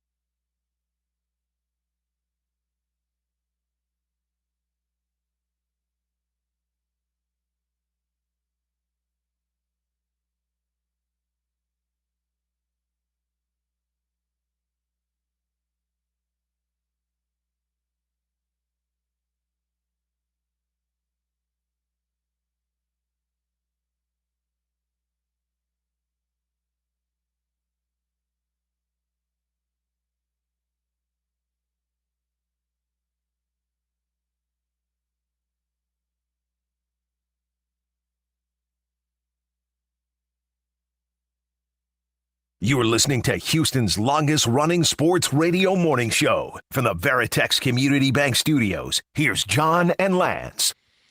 So I'm on my bookie right now, and I'm looking at some of the lines. We got a college football. It's nonstop football now from here on out. I mean, this is the greatest time of the year. After week one, I'm always like, oh, we only got football season's going to end soon. And that's after week one. Yeah. And that's how disappointing it is. Are you a live bettor? A live bettor? Do you bet live, or do you just I don't. find it before? I don't, but a lot of people do, and they too. make money doing it, and they're smart to do it. Because if your team falls behind early, you get a much better, you get much better odds betting it live. But if your team jumps out, then you screwed yourself by not betting it before. Get the feel of the game if you can be patient, for sure. I'm a Cougs big are live only a 1.5 favorite against UNLV. I almost feel like if you're a Cougs fan, you just gotta go all in on that, just because you want to win. You're going to be disappointed if they lose, so you might as well just sprinkle like a hundo on it and just ride it out. Yeah, go out to the game. You know what? That $100 will pay for the whole game for you and everybody. I mean, it's $15 to get in. So yeah, just go bet them. They're only a 1.5 favorite. That's a little disrespectful to the Cougs. I think is a little bit. No. Donovan back. Willie deserves your running back respect. Parker back. Willie deserves your respect. He deserves your support. Yeah. Easy guy to root for. And Rice is a 10-point favorite against Sam Houston. I like that, man. I like their coach a lot. I like Rice. Bloomgren's good. He's really, really good. He's done a hell of a job there. Let's see what else. There's some. Oh, Georgia Tech is coming off that win. They're 22-point favorites against Georgia State. I like Georgia State getting 22. Yeah, and the other thing is Georgia Tech likes to run the rock, so it's not like they're just going to completely blow you out. And it's going to be a shorter game. Yeah, and I'm sure. I mean, they just got back from freaking Ireland. I mean, you just played on national TV in freaking Ireland in a huge win for the program. There's bound to be a letdown. Well, and I mean, yeah, you're one of the Georgia Tech football players, and you're going out Thursday night. You're probably sipping a little bit more. Drinks are flowing a little bit better. Yeah, big men in Ireland. Yeah. You were drinking all the way home. I'm gonna take Georgia State in this one plus the 22. I would. I like that, especially early in the season. Georgia State is a good football program too. By the way, this just in. Georgia State has won a lot of games these last few years, and you know that they are going to bring it against Georgia Tech because it's kind of like a state rivalry. Yep. LSU's 4.5 against USC in Vegas. You said you're going to take LSU. I'm taking the Tigers in this one. I don't know. I like the way you said Tigers. You can mix it up a little bit. Yep. It's a diehard right there. Yeah, you know somebody over there. Yeah, I've known. So I've been to LSU many a times and enjoyed myself for sure. That's a fun place to watch a game. That's for sure. If you're able to make it in the stadium, sometimes you just go there and you just get lost in the tailgate. Michigan State has had its own had a lot of problems. Are we talking gymnastics or football? Football. Well, okay. Football too. They lost their coach because he was, he's suing roughing now. up the suspect. Right. You got the lawsuit there. There's all kinds of stuff going on. They're 14-point favorites against Florida Atlantic. Yeah, I would like Florida Atlantic in that. I've been known. I'm not like a big Ten guy, so I will always bet against Michigan State and Wisconsin. Not saying that's like a successful formula or not non-petty formula, but I will bet against them just because I'm just the Big Ten. Just doesn't do it for me. Big Ten will have 3 teams at least in the playoff. 3. More than likely, yeah. Yeah, I mean, because they've added some teams, and I think that's a safe bet. Yeah, sure. I'm not sure Michigan bounces back. No, that's a lot. That's a lot to ask. Yeah. Although they still have good football players. What about their coach though? We'll see. I mean, they like him. Is there a worse bit than he won for them while Harbaugh was suspended? Yeah, and he cried. Yeah, and it turned out that they were actually cheating. So now he just looks weird. I can't respect him after that. I thought it was like all emotional and there was like a disservice to Harbaugh, but now that just doesn't travel as well with me. What do you think of Kalen DeBoer's opening? He's got to win big. He said they're 32-point favorites against Western Kentucky. I would probably take it. I like him. I just don't think like I would want to be at Alabama 2 coaches after Saban. I wouldn't want to be the one that replaces Saban, but I think he'll be good. I think they'll cover.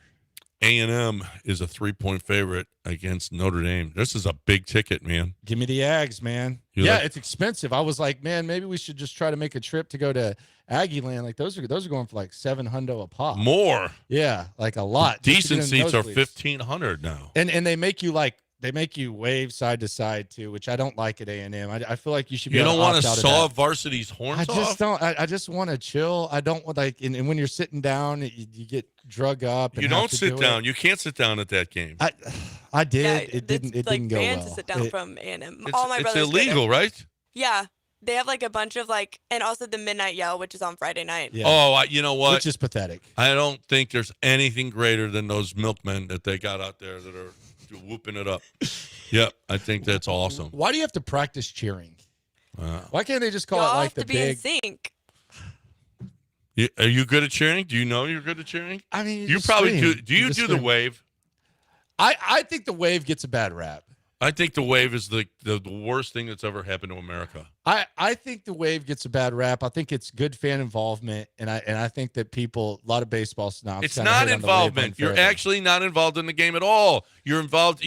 your own self-indulgence. But you're watching. You're not watching. You're jumping up while our pitcher's trying to get it out in the 8th inning. You're distracting him. You're involved. It's more involvement. Like, how many baseball fans? There's baseball fans just sitting in the concourse drinking beer, not even watching the game. At least the people are in their seats that are doing the wave. I think the wave gets a bad rap. I think the wave is the worst. Cart path only and the wave are the two worst things that ever happened. Wait, you don't like cart path only? No. Who wants to walk from the cart path to their ball? But I thought you would want to take care of your course. I thought you were a golfer. Yeah, but okay, so let's stop raining. How about that? So do you always clean the divot? Always. Always? Always. You never skip it? Always sand it. Always. Never? Always. Okay. Yeah. Etiquette. Yeah. Do y'all play honors too? No, you can hit. No, it's so you play faster. You play when ready. Okay. Hit when ready. Yeah. No, absolutely. But the wave sucks. So just so you know where I stand on that one. I hate the wave. Florida State bounced back this week against Boston College. That I like more than Georgia Tech. Are you rooting for BOB? The BOB debut. Wow. Yeah. Bill O'Brien, his debut is going to be against an angry Florida State team. Yeah. How about that? Wow. I don't know about that one. I think I'd take Florida State in that one. But Bill O'Brien is a better coach than we give him credit for. He was the worst GM ever, but he's not a bad football coach. Yeah, but how does that work in college? How's his bit going to work in today's college? I know it was had the year at Penn State. How does it work in today's college? How does Nick Saban work? I mean, come on. Kirby Smart. I mean, come on. We're talking about Bill O'Brien, Kirby Smart, Nick Saban. What do you mean? How do they work? Well, I mean, you're talking about being aggressive, right? I'm just talking about just being able to get on the same page with like today's college athlete. But I will say this about BOB: the players did like him. Yeah, they liked him. I mean, some of them didn't, but yeah, certain ones. Yeah, right. Did not. Did JG cry when Tommy got whacked in Goodfellas? Yes. I mean, everybody cried. You did? You cried?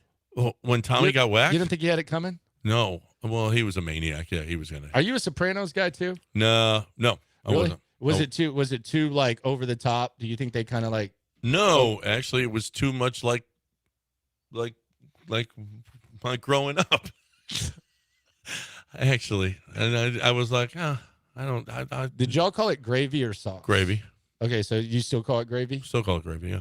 Okay. Do you have a recipe or? I do. Okay. I have a great recipe. I make a great gravy. Yeah. Okay. I just made one the other night.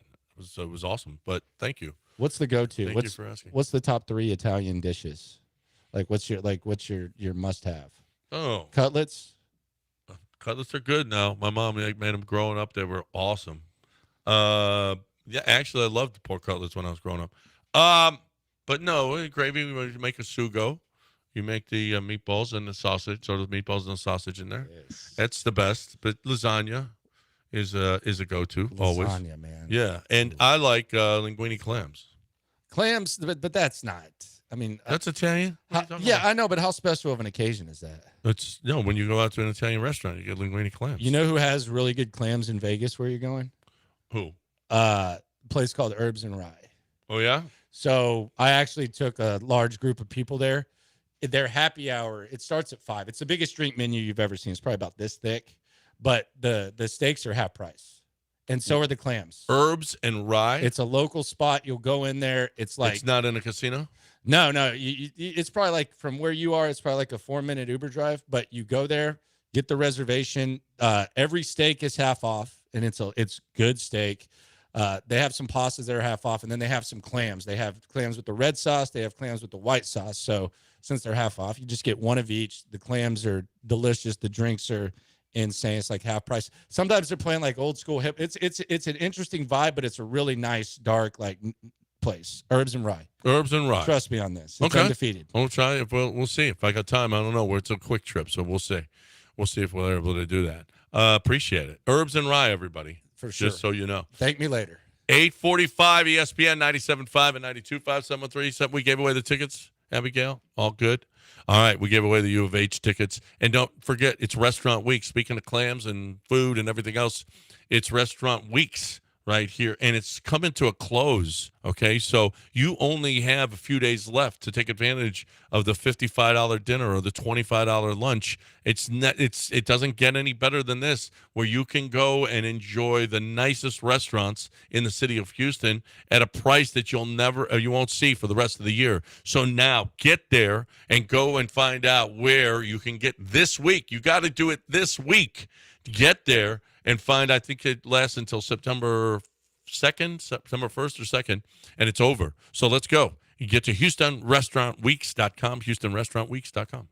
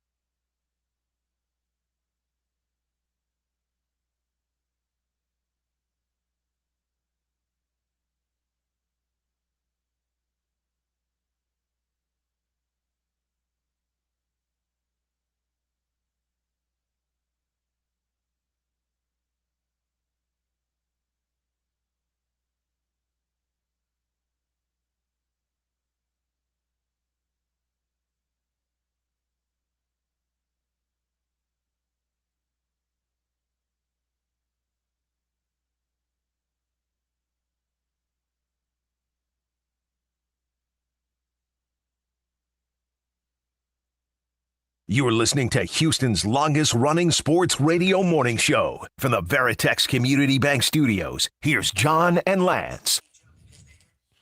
All right, 849 on ESPN 97.5 and 92.5, 713-780-3776 if you want to get in here with us. The Astros lost last night, and, boy, I tell you. Your confidence level's crazy in them, though. Right. You are so confident. I do. I love, hey, Verlander's going today, right? Okay. So how do you? I know you're going against Nola, but you're going Verlander today against Nola. I'd like to see Verlander throw 6 today. I'd like to see him give up 2 runs on 6 hits over 6 innings, and then we get to the bullpen, which has been, given. Listen, Lance keeps making fun of Caleb Ort, because that's his name. His name is Caleb Ort, it's not that bad, and he looks like a Caleb. He's been fantastic. But that's an awesome name, though. Don't you feel like that's cool? Go Ort. Like, if you're just in the locker room, hey, what's up, Ort? How you doing? Yeah, Ort. That's cool. Ort. I mean, yeah, I like that. That sounds like what Cal's name should be, but that's another story. He's got a 1.26 ERA. He's got a .56 WHIP. He's been fancy. He just gave up a run. Otherwise, it was lower than that. 6 hits over how many innings is he? He's pitched 14 innings. He's given up 6 hits, 2 earned runs. Come on, Lance. The dude has been fantastic. Well, the thing, like your confidence level, I'm kind of giving you a hard time because I feel like it's going to go down to the wire. You feel like they're going to run away. But once they get to that point, I think regardless of what we've seen, I think the reason for optimism is the bullpen. Because I think the bullpen can flip the switch and just be elite like that. I think when push comes to shove and they get in the playoffs and they're in these close games, I do think they have a strong ability with this bullpen to shorten games. Yeah. Big time. Hader's been fantastic. Brian Abreu has scuffled a bit of late, but it's only because a little bit of time off. He doesn't like a little bit of time off. The dude needs to work, so he'll get back into his groove. You move Arrighetti in the postseason. You're moving Arrighetti and Blanco to the bullpen, which makes it even better.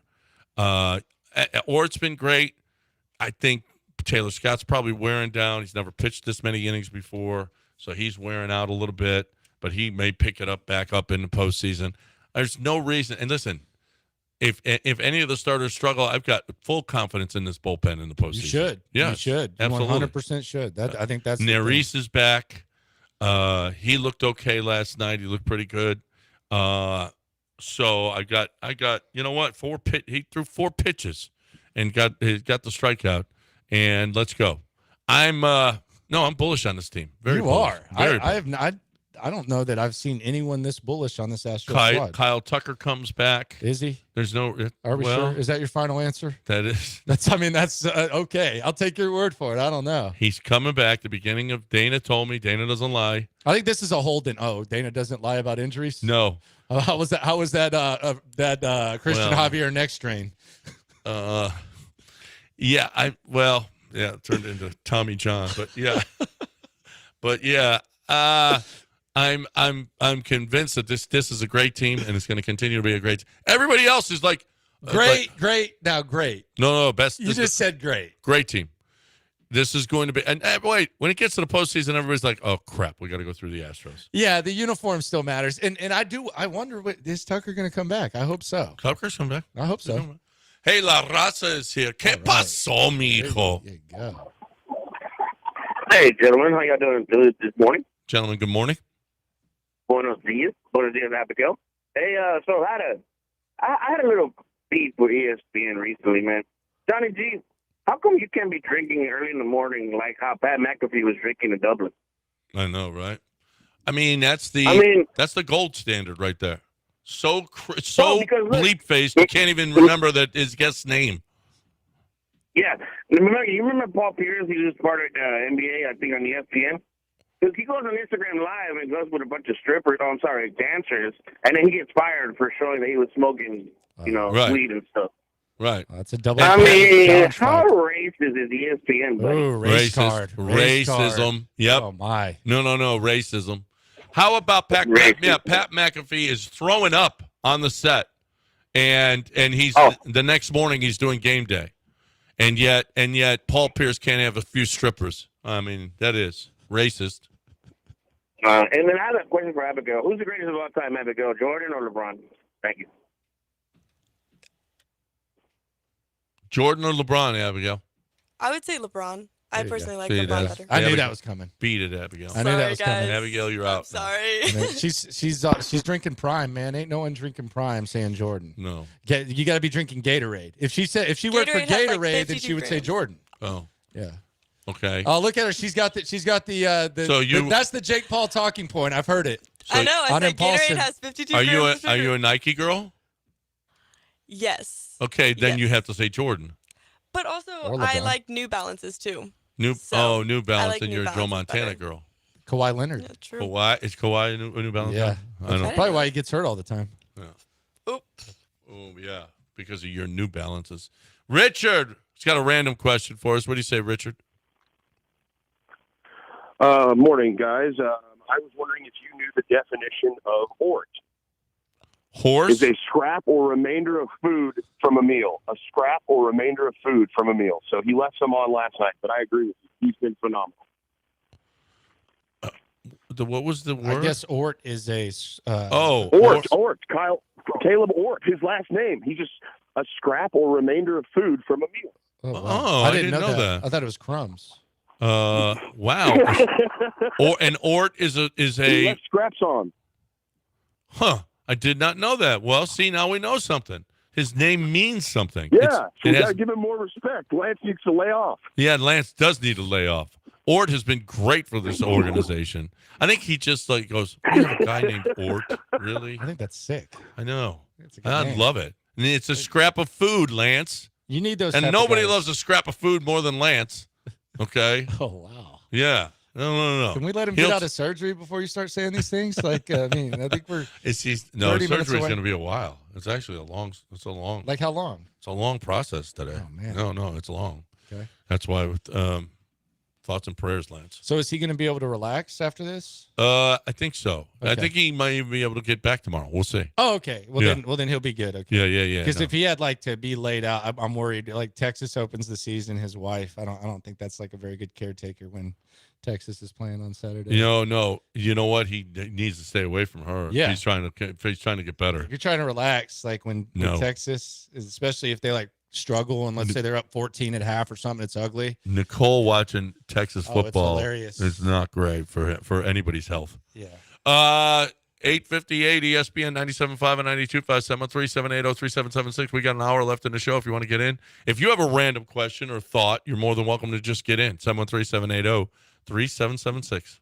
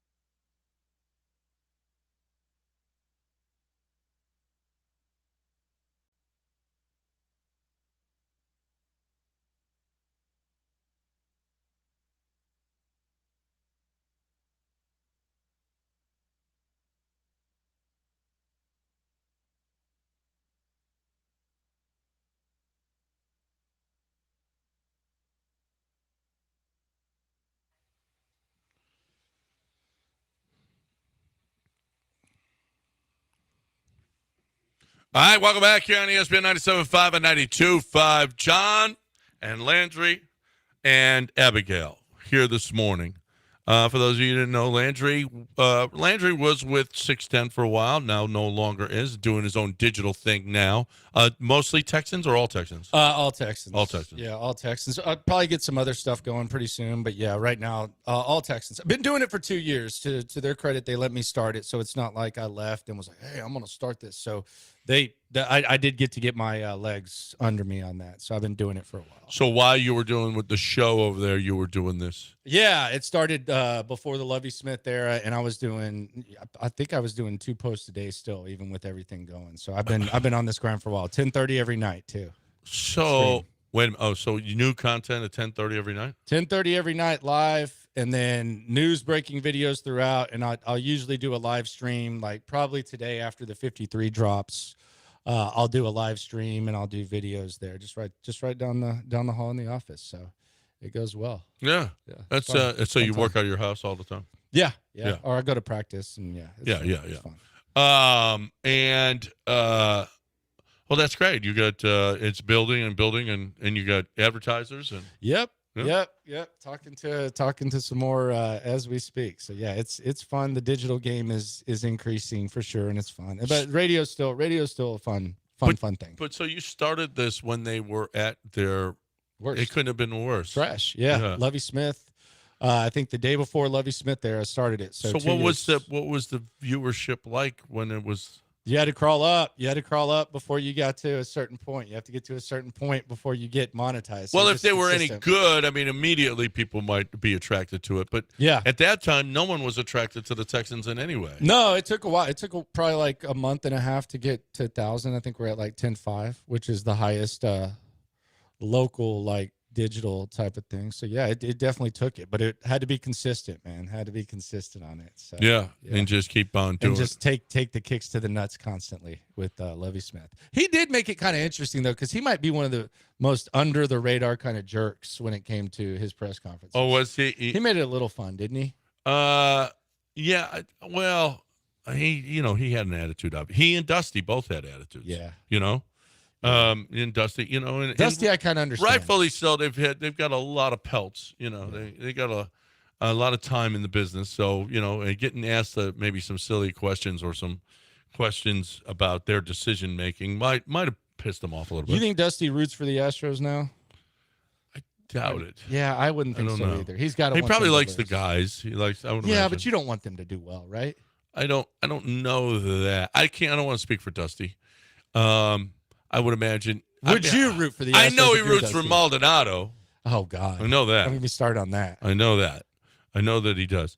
I'm convinced that Yiner would have come up with one hit in that Texas series and the Astros would go to the World Series. 100%. Yep. 100%. It was a beating. That was probably the biggest ass kicking that I think I've gone through, like, for my own sanity, because I'm kind of a podium critic. I like to listen to press conferences and overanalyze them. I'm guilty of that.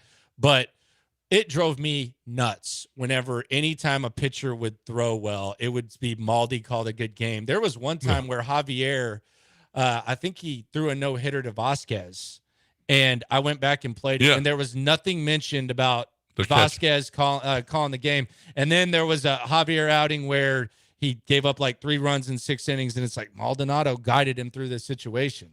Drove me nuts.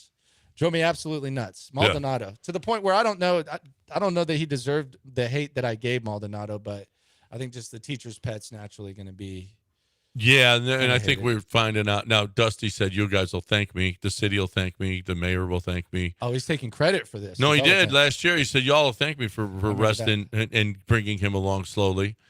I think he does a great. Actually, if you look at the games that he started behind the plate, there have been some gems. Okay, so by the way, the game's getting called from the dugout, not from the behind the plate. So you saw yesterday, King couldn't even hear, so he's got his glove over his ear, and it wasn't Yiner giving him the signals. That's the dugout giving him, telling him what to throw, and he's shaking him off. No, Yiner's a blessing. Gosh, we got a catcher that can hit. Are you kidding me? Yeah, it's great. And Dusty gets credit for it because if he hadn't sat on the bench all those games, it wouldn't have happened, right? Yeah, I mean, and we're the we've got the best Vasquez we had. Now we got Caratini. We got the best backup catchers ever. And we had Yiner last year. We got Caratini this year. We had Vasquez the year before. Well, this is the home of great backup catchers. That's what nobody's talking about right there. Backup catcher. That is it. That is an ultimate nobody's talking about right there. Well, this is backup catcher you. This is like LSU's DBU. This is backup catcher you. That's exactly. Nobody can back up. But the good thing is, in this year as opposed to last year, your best catcher's at least starting. That's so right. you have like a real backup catcher. A real backup. Because last year, if Maldi were the backup catcher, that streak wouldn't have continued. So maybe we can thank Dusty for that. Well, now he's playing a lot of first base, and so is Caratini. So now we're not sure who's the catcher and who's the first baseman and who's the backup. We're not sure about any of it. You want to know the truth, and I don't mind one bit playing first base. Singleton has done a nice job, but we need to upgrade there, boy. We need a lot of upgrade at first base, and that adds to your notion that it's been impressive what they've done, because I mean, you were talking about all these upgrades, and they're still first place in the division. When you go to a ball game, do you have to have a draft beer, or are you a can guy? Because I feel like if you go to a ball game and it's not draft, I feel like I'm just kind of No. There. You're okay with the can? Yeah. So you're not a draft guy? No, I'm not a draft guy anyway. What are you, a long neck dude? I am. Okay. Yeah, I'm like the brown. I like the brown bottle. I'm the brown bottle guy. Okay. Yeah, that's me. So you don't like draft beer? I don't like draft beer. No. Like not at all? No. I never order draft beer. Always a bottle. Always. Everywhere. No, and it's only Coors Light, so you can snicker and give me your remarks there. No, too. I don't have any problem with Coors Light. No. Look, whatever beer you like is whatever beer you like. Like, even if you're a dude and you're drinking like a fruity drink what you want to drink. I'm not a drink shamer. The beer snobs have kind of started to rub. No, they are. They're out of control. They are. It's like they're worse than winos now. Yeah, they're worse than I've never smoked a cigarette. People, I never have. You've never smoked a cigarette? I've done way worse. Like I'm not sitting here saying that. I've done way worse. Like through different parts of the body. Like I've done that, but I've never smoked a cigarette, and it's kind of a wussy ass reason why. But I'll admit it. Like I'll light up a left-handed cigarette every once in a while, but not, you know what I mean. Right. A little bit of lettuce or something. But I do not smoke. I've never smoked a cigarette, and I'll tell you why. Because when I was in elementary, I guilted my mom into stopping smoking, and I was a little bit dramatic about it. So ever since then, I just didn't smoke a cigarette. Really? Yeah. Good for you. Yeah. And she stopped? Yeah, she stopped. So I just kind of felt good for you. Yeah. So, but I've done worse for sure. Yeah. Yeah. Done worse. Well, it depends on how you look at it. What's worse? You smoke cigarettes still? No, I quit a long time ago. Okay. How long were you smoking? I smoked for a long time. Okay. 20 some years. Were you one of the guys that would smoke inside? Like Yes. Oh, God, I almost got damn. and in the radio station. Yeah, y'all could smoke on the air? We go in the bathroom and you were a bathroom smoker? Rowdy Yates wanted to kill me because we come out of the bathroom. You better stop smoking in that bathroom. He wanted to punch me. He wanted to, and I was. What made you quit? My son fell off of a ledge, off of a table, and his head blew up right away, and they life-flighted him to the hospital. And I said, if he's okay, we had to drive. You can't fly in the helicopter with him. So on our way, I said, if he's okay, I'll never smoke a cigarette again. And good. He was sitting there, Daddy. I was like, oh no, I don't have to. I can't smoke anymore. This is a fair trade. I think you got the better of that trade. No, perhaps. I got the better. But he could have been and okay. I and you could have never lied. smoked a cigarette. He could have been okay, and you could have lied though. You could have taken it back. Right. You didn't. I didn't take it back. I never smoked again. Not another cigarette ever. There you go. There it was. You dip it all? I know. It's gross. Yeah, it's nasty. It's gross. It's nasty. It's also the hardest thing to Do you quit. dip, Abigail? No, I actually have never tried dip before. Yeah, good Probably for you. Never You will. smoke cigarettes? Nope. You never have? I've vaped before, but not smoked. Not smoked a cigarette? No. Vaping's no good for you. It crystallizes your Yeah, lungs. I don't use it. Yeah, good. Not if you're going to be a bodybuilder. You don't want to be putting that That's bad why I stuff. You're putting prime in your body, not bad stuff, right? Yeah, now. Prime. There You he really is. need There's to a drink a girl. prime after this, man. I need a prime. I don't have any. Yeah. I will get you some. Okay. It's an energy drink or it's a Hydration. Hydration. Like Energy or Gatorade. hydration. They got a bomb pop flavor. Like you like bomb pops, like the red, white, and blue popsicle. They got a bomb pop flavor of it. See, pretty Landry sugary. knows. Yeah. Landry knows all of them. No, I know the Prime because I listen to that type of stuff. His brother actually just started a body spray company. Oh, yeah? Yeah, Logan's the Prime, and then his brother started a body Why spray are they company. famous, by the way? YouTube, man. They were ahead of everybody. They were ahead of the game. What they do on YouTube? Everything you can imagine, like anything. I think he's gotten in controversies, like going over. They were the first kids, and this might make you hate them even more, that started YouTube. They I were don't like the hate them, originators. but okay. Well, I mean, you Well, don't they were love the them. first kids that I started. sense an undertone when you talk about the Pauls. No, I don't know Do them. you sense an undertone a little bit with I the don't. Pauls? I don't know little them. I bit. don't care about them. Landry, did you see the video that Logan Paul like years ago With the like, dead person? Yes. Yeah, that was a long time ago. And he got a lot of controversy for that. So he was like overseas or something, and there was like a dead person hanging or He was something in China, yeah. in China, and he kind of like videoed it, and he got a lot of smoke for that. Well, there was a dead person hanging. Yeah. So he's trying to expose China for their. I don't know what he was trying to do. I think it was just like a kid walking through the street and just being like, "Oh, look at this." Look at, there's a dead person. Yeah. I would videotape it too. But he posted it too and was like kind of making jokes, I feel like. Oh, he's making jokes. Yeah, so There's nothing. There's nothing. Well, maybe there's something funny about it. Do you think he's going to beat Mike Tyson? Are you in on Logan that? Paul? Yeah. Or Jake Or Paul. Jake Paul. Jake Paul. Yeah, Jake Paul. Well, I think it's a fake fight for sure. Oh, come on. 100%. Oh, you're killing my dreams. I don't know. I don't know if it's a fake Unless fight. he's gonna bite the listen, ear off. If I'm you, don't get in a ring with Mike Tyson and say, let's fight. Because I don't think it'll be fake. Yeah, I don't think he knows how to fake. Yeah. Even when he had that Roy Jones sparring, like he was really trying. I don't know. I think he picks the right fights for himself. Are you in on this? Who, Paul? Yeah. Yeah, he's fighting a 61-year-old who just had to cancel the fight because he was hurt. Yeah. Yeah. For sure. Which is smart, I guess. Mhm. Are you going to watch it though? Is it like a Wait, did they Yeah, November 15th. Oh, okay. November 15th. We got it. See, I it's don't- sponsored by Prime. Come on. Hey, that's Jake. I'm sponsored by Logan.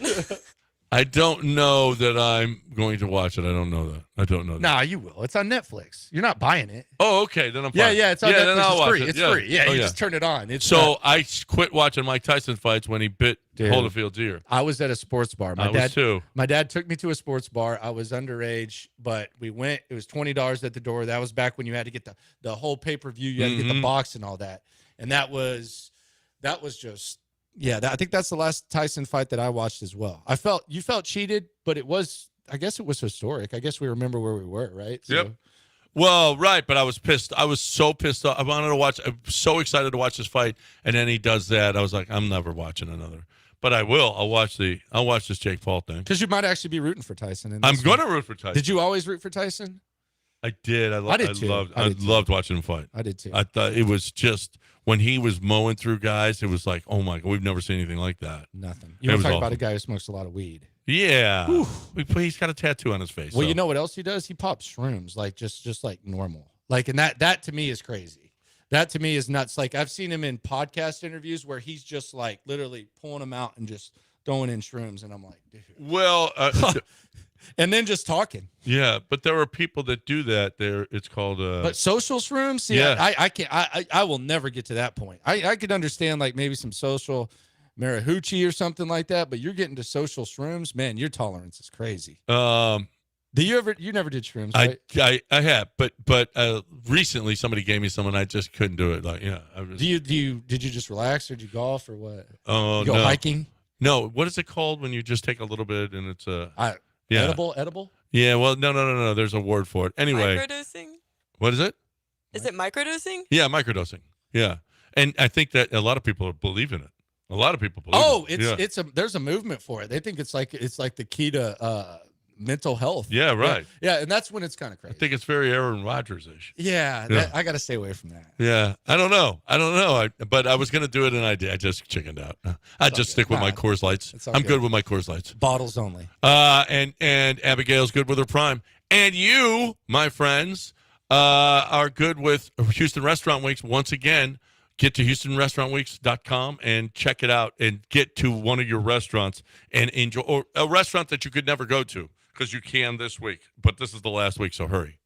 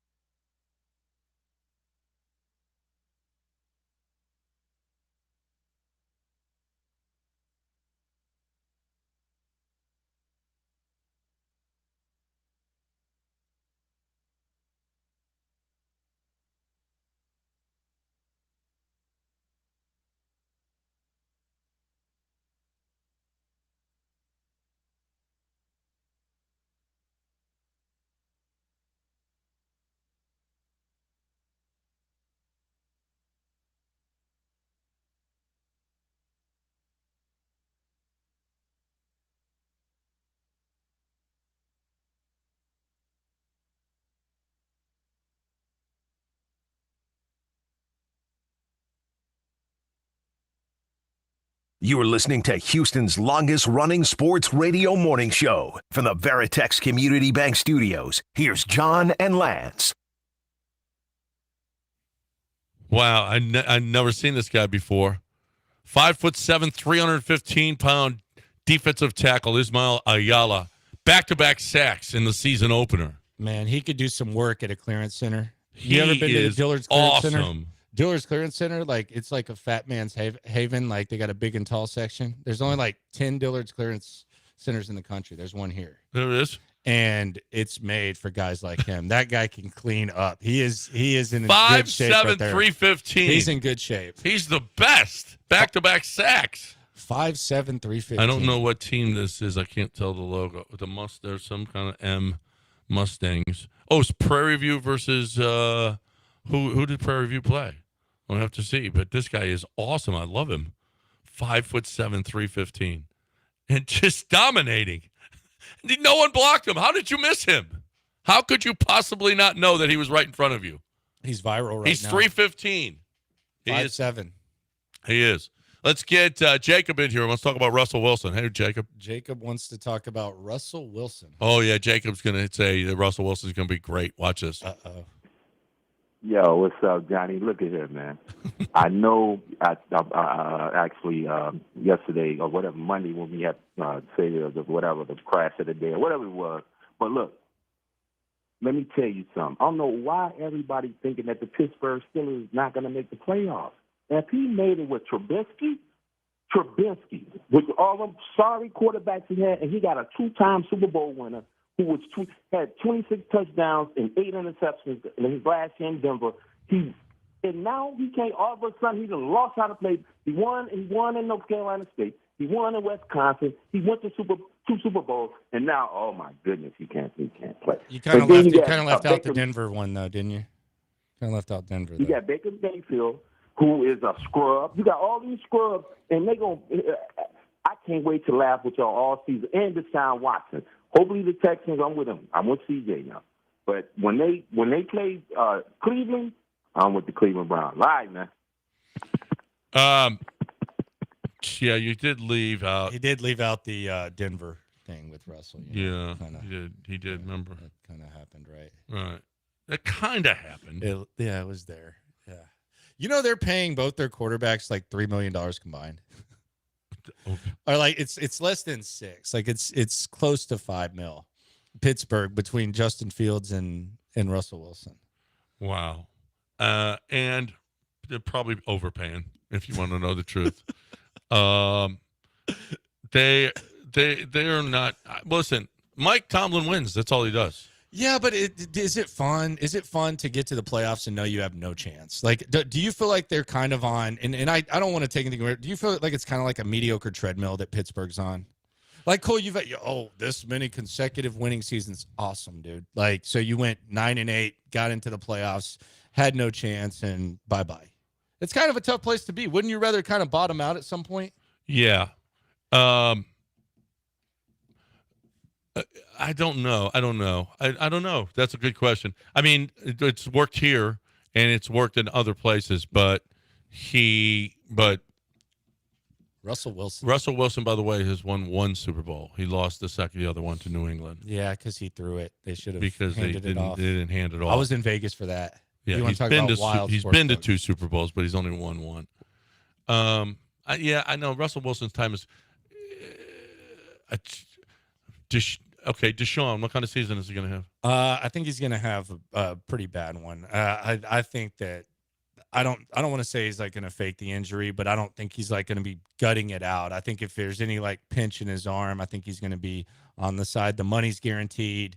Kind of saw a shift in Deshaun's personality, and I'm not even counting the off-field stuff when he started getting money, like going back to 2020. So I think he's going to be okay.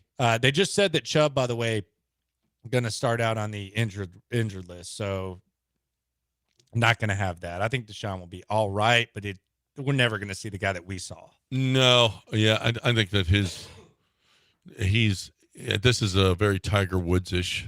Ooh. As soon as, there's a lot of similarities. There's a lot of similarities. Yeah. I mean, the game went south. Tiger did come back and get a major now. He did come back and get a major, but I don't think Deshaun's getting any man. Deshaun ain't gonna do it. He's not the same guy. He's just not. He just looks terrible. Yeah, and mentally, it's got to be weird. Like, you're addicted to social media. Everybody loves you. Remember when the Astros won the World Series and Deshaun tore his ACL, and it was like you thought he died? Like, you look on social media, like all the players are talking about him like he died or something like that. Yeah. And everybody loves him. And now, I mean, he goes on social media. It's a completely different experience for him. Well, the thought was that we gave up Deshaun's knee for a World Series title. That, yeah, I saw that. Yeah, those were the top two. It was a sacrifice. That's what we sacrificed. We sacrificed Deshaun's knee. Now I'd sacrifice I'd just sacrifice Deshaun for a World Series. You brought up a hell of a nobody's talking about. The Astros are now backup catcher thanks to your discovery today. Mm-hmm.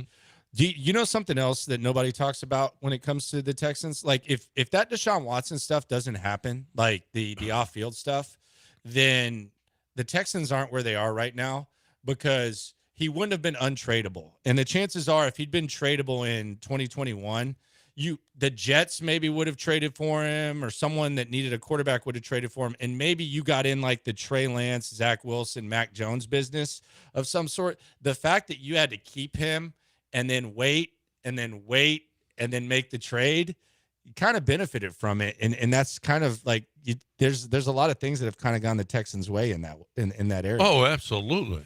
Well, I mean, those were some dark times. God, it was terrible. It was the worst. It was awful. That was the worst. That was the Jack Easterby years. That was just, there was such a cloud over the organization. But you're right. If here's something that is very underrated. Nick Caserio told his agent, "You can go find a trade partner, but we have to make the trade before you negotiate a deal with that team." Yeah, like that was brilliant. Yeah. I don't know that. I've been covering it for a long time. I don't remember a general manager doing that before. Yeah, and it's dealing with the cards that you were dealt because you inherited the no trade clause. They really had the leverage, and he handled it about as well as you could. I even think they did the Cleveland job behind his back. I think that's why they sprinkled in some stuff afterwards, because he was supposed to visit with Atlanta or whatever. Yeah, but even that worked out. So yeah, I'm with you. Like handling the card that you're dealt, much like you mentioned Dana Brown, where man, he didn't want those contracts. He probably wouldn't have paid Montero and Abreu. So yeah, both these GMs have kind of dealt with what they've had, and Rafael Stone with James Harden. Like all these guys have been dealt like some tough cards. Yeah, I mean, but they handled it. They all handled it really, really well, all of them. And Dana Brown, I love what he did. He was like, "Hey, by the way, just so you know, I wasn't here when they signed Jose Abreu. So yeah, I didn't do that one. You guys know that, right?" Okay, just so we're clear. Yeah, he kind of had to fall on the sword for a while, but then he made it very clear after a while. It's kind of like, all right, I've done enough of this. Like I sat there and talked about his bat speed as we did like this pathetic last ditch effort. Now I'm just going to make it clear, this was not my guy. That's not my guy. I didn't do that, by the way. By the way, I don't know if you guys heard. I did not sign him. Yeah, so just mine. So you know. 713-780-3776. One segment, and then News of the Week comes your way. So don't go anywhere. Right here on ESPN 97.5 and 92.5.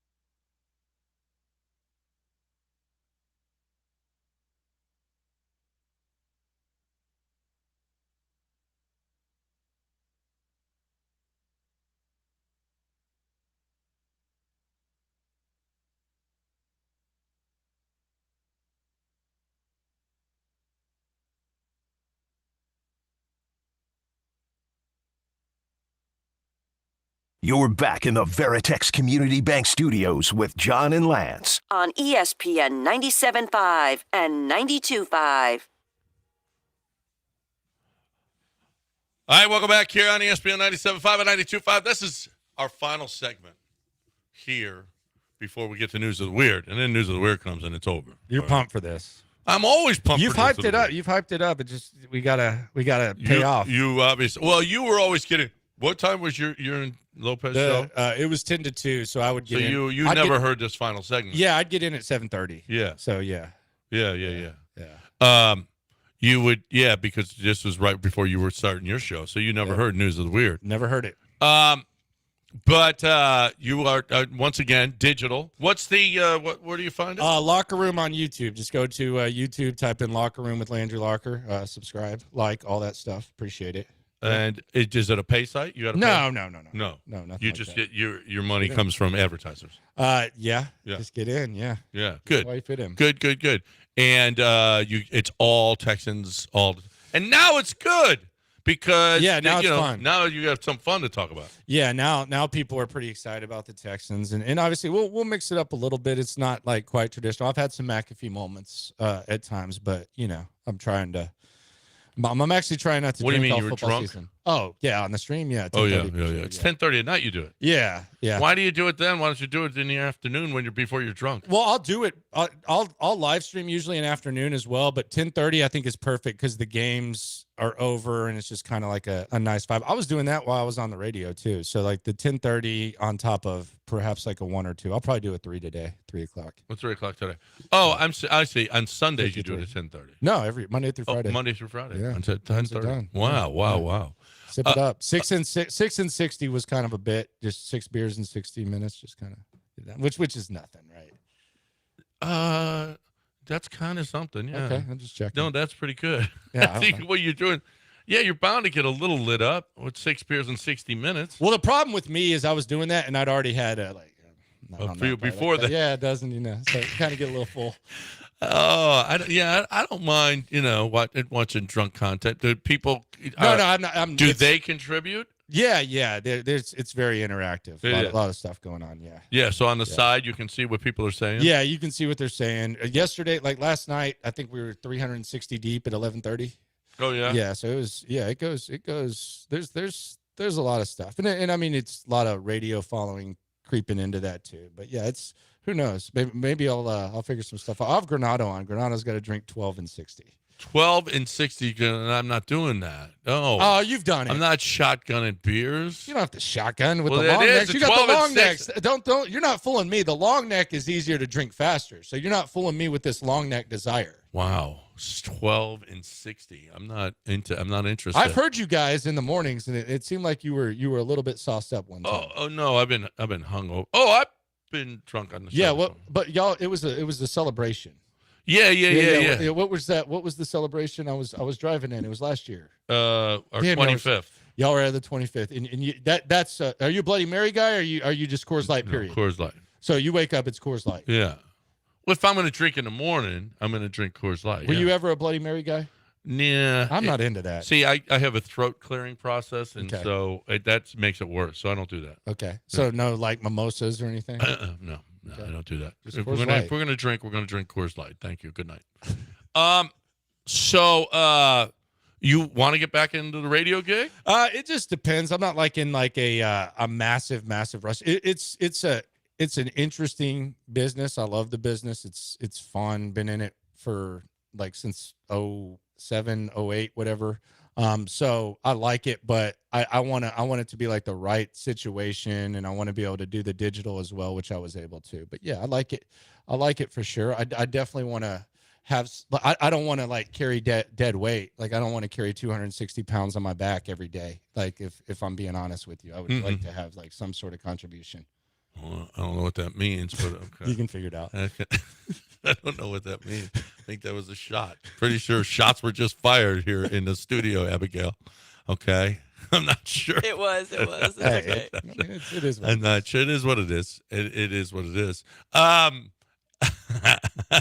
And I'm here for it. Don't get But me I wrong. don't mind carrying 260. But let's just keep the weight on the bar even. I don't want it to be like 150 on some time on this side and then 110 on this side. I want at least like a consistent 260. I gotcha. Yeah. I gotcha. Yeah, 260 is a lot of weight to carry, though. It is. It's a lot, man. Especially when it's got like a couple of barbecue sauces in each hand too. It's a lot. Wow. Yeah, Wow. it's a lot. I don't know what that means, but okay. All right. Shots fired. Lamont is here for that. You know Lamont? Yeah. Lamont loves that. Yeah, kind of he's stuff. an instigator. Lamont's gonna be very proud of you. I'm sure he's tweeting something about it right now. Shots fired on the show this morning with Landry Locker. Anyway, well, best of luck with that. And it's Landry Locker. You can find it on YouTube. And at 10:30 every night, watch him get drunk. No. Is every night 6 for 60? No. I'm actually gonna try not to drink this football season. I decided. What? I'm just gonna take a little break. Just a little break. I mean, I don't know if that's gonna be successful. Just take a little break.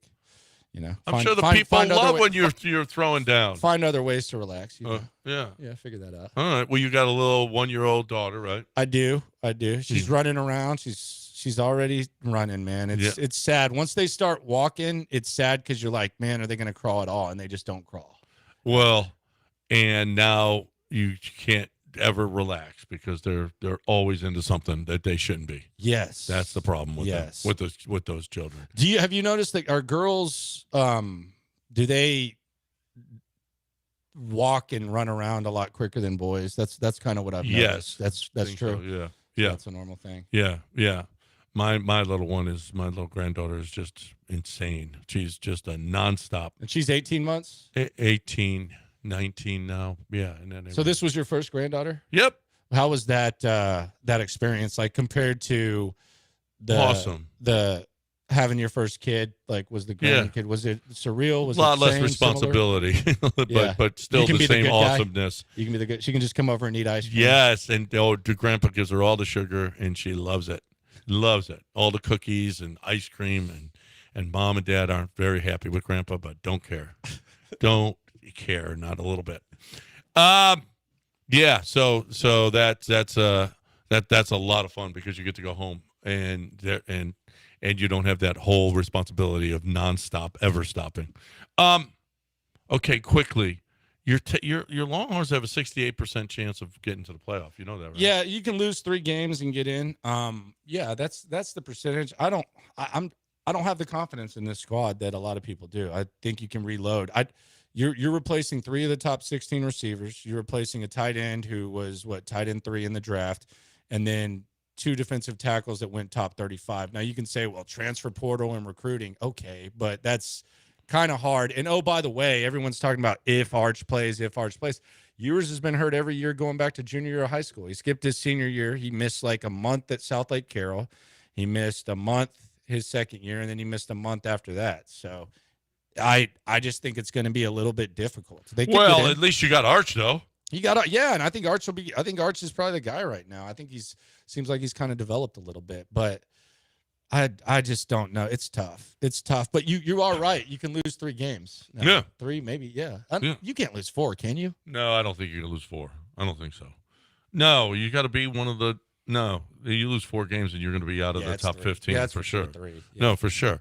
So 68%. Georgia's the highest, almost 80%. Oregon, for some reason, Dylan Gabriel. I'm not. In that offense, though, he can be fine. I'm just not as enthralled with Dylan Gabriel as everybody else is. I don't know why. Do you think they're gonna run it this year, though? I mean, they're gonna. Yeah, I like. Who's gonna stop? I like Lanning. I like him a lot. He's a good. Did you think he was going to Bama? I did, but Kellen DeBoer said no. Let me take that. I'll take that. And they're one of the top to get into. Georgia, Oregon, Texas, Ohio State, Penn State, Notre Dame, Alabama, OU, Missouri. Watch Missouri. Good football team. That could be the third. Have you seen their team. schedule? Yeah. Their schedule.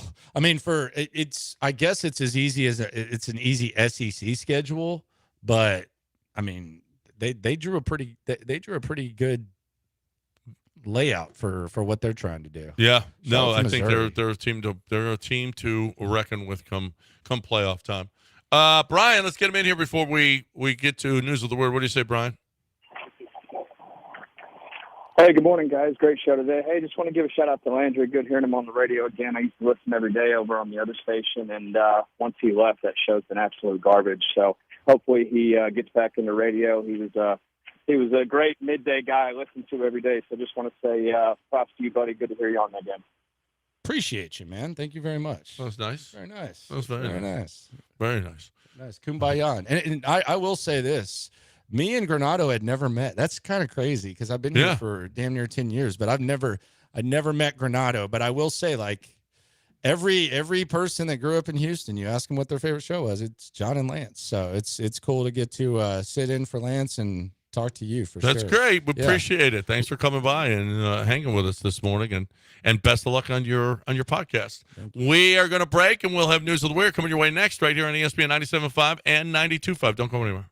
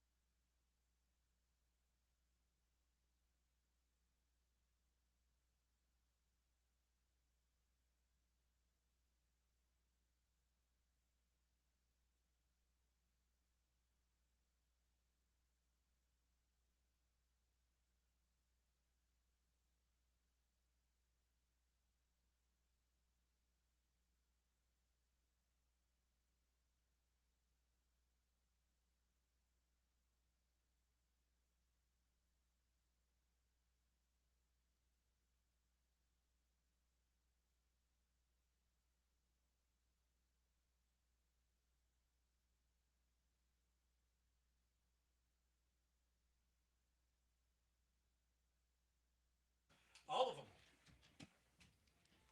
All right. News of the Weird coming your way. Abigail loves this segment. This is her favorite. Right, Abigail? Yeah, this is my favorite segment where John embarrasses me. Increased sausage demand could be worrying signal on the economy. Do you think if people are eating more sausage that it's bad for the economy? No, I would think it's good for the economy, and I encourage that type of activity. I very much do. So apparently, if you're buying sausage, okay, it means that people are tightening their belts and they're grappling with higher prices. So don't buy sausage. And then it'll show that the economy is great, right? Do you buy sausage? I personally don't buy sausage. Okay. But good activity, I guess. In an ironic twist, a professor facing charges of sexual abuse, harassment, and forcible touching of his patient is now set to teach legal and ethical class. Do you want to take a legal and ethical class from the toucher? Kinda. You kind of do? Because I feel like he's an expert. Like he knows what not to do. It's sometimes do as I say, not as I do. Well, so right. I feel like he could give you a good lesson on that. Exactly. Like the guy who, Catch Me If You Can, he worked for the FBI finding all the people who were writing bad checks. That's what he did. Is it a one-on-one class? I don't know if it's 101, but I don't know that if you're facing charges of sexual abuse, harassment, and forcible touching, that you should be teaching ethics. Yeah, I don't think so. I don't know, but you're right, though, Landry. Yeah. He would know what not to do. It's like O.J. Simpson, like if he would have taught like a domestic violence class at USC. Exactly. Yeah, you would take that class. Or, how to kill someone, right? Well, allegedly. Allegedly. He was innocent. How to kill someone, allegedly. Allegedly innocent. An Italian burglar was caught mid-robbery because he wanted to read a book while he was robbing an apartment. Good for him, man. Yeah. That's impressive. He stopped in the middle of the robbery to read a book about Greek mythology. Apparently, it was on the shelf. Oh, okay. And he picked it up, and he was like, this is interesting. Oh, wait, I just got caught now. There's no way that this is true. This is true. Are you serious? This absolutely happened. He's kind of dumb. A 38-year-old Italian. Does this hurt you that he's Italian? No. I mean, because he's well-read. Okay. He's well-read, okay? He's not the smartest, but he's well-read for it being stupid, right? A Georgia jail contractor has been arrested after providing prisoners cell phones, sex, and chicken pot pies. Do you feel like a contractor should be able to provide cell phone, sex, and chicken pot pies to prisoners? Here's my thing. Chicken pot pies take, how long do they take in the oven? Like 50 minutes. That's the one beef I have with the chicken pot pie. It's not good. But is it good in the microwave? It's too hot to eat when but they can't cook it in the oven. So are they cooking it in the microwave? I feel like it's not a good. Yeah. I'd rather have some ramen. Well, which would you rather have of the three? Cell phone, sex, or chicken pot pie? Cell phone. Cell phone's number one? I'm not going to lie. Chicken pot pie is my favorite. It is? Look at that. Yes, it's my Not favorite. as a bodybuilder, you can't be eating that. Okay, thanks for reminding me. So which one now? Cell phone or sex, Abigail? Cell phone. Cell phone? Okay. Just wanted to find out. You get locked up because you get locked up. Right. Yeah. A bald eagle couldn't fly. It was feared to be injured, but it turned out that it was healthy. It was just too fat to fly after a big meal. Did you know that bald eagles get too fat to fly? Well, the one that the Houston Zoo can't fly, I'm assuming that they probably cut its feathers or something like that. So I never really thought thought that bald eagles couldn't fly just because the only ones I see are the ones at the zoo. Yeah. Oh, really? Yeah. I've seen bald eagles. There's a bald eagle at Carlton Woods Golf Course. Look at you. And look at this guy. They're pretty cool. Is he locked up or is he just like no? He's hanging out flying there? around. He's killing so stuff. It's his home. He's He eating. just chills. Want to eat? He just chills. He just chills. He just chills up on the top. But of the if you tree. see him falling and then down, when he you goes, know he ate too much. And then when he goes down, when he finds something to eat, he gets down, gets it, bam, back up. You should. But feed then him. he's on the ground because he's too fat. Can you feed bald eagles? Is that against the law? I don't think you should do anything It's with like bald picking eagle. blue bonnets? You will go to prison. You'll go to prison, much like El Chapo. Apparently, two Mexican drug lords have been okay. So they were detained after landing on a plane in the United States in July. Apparently, El Chapo turned them in.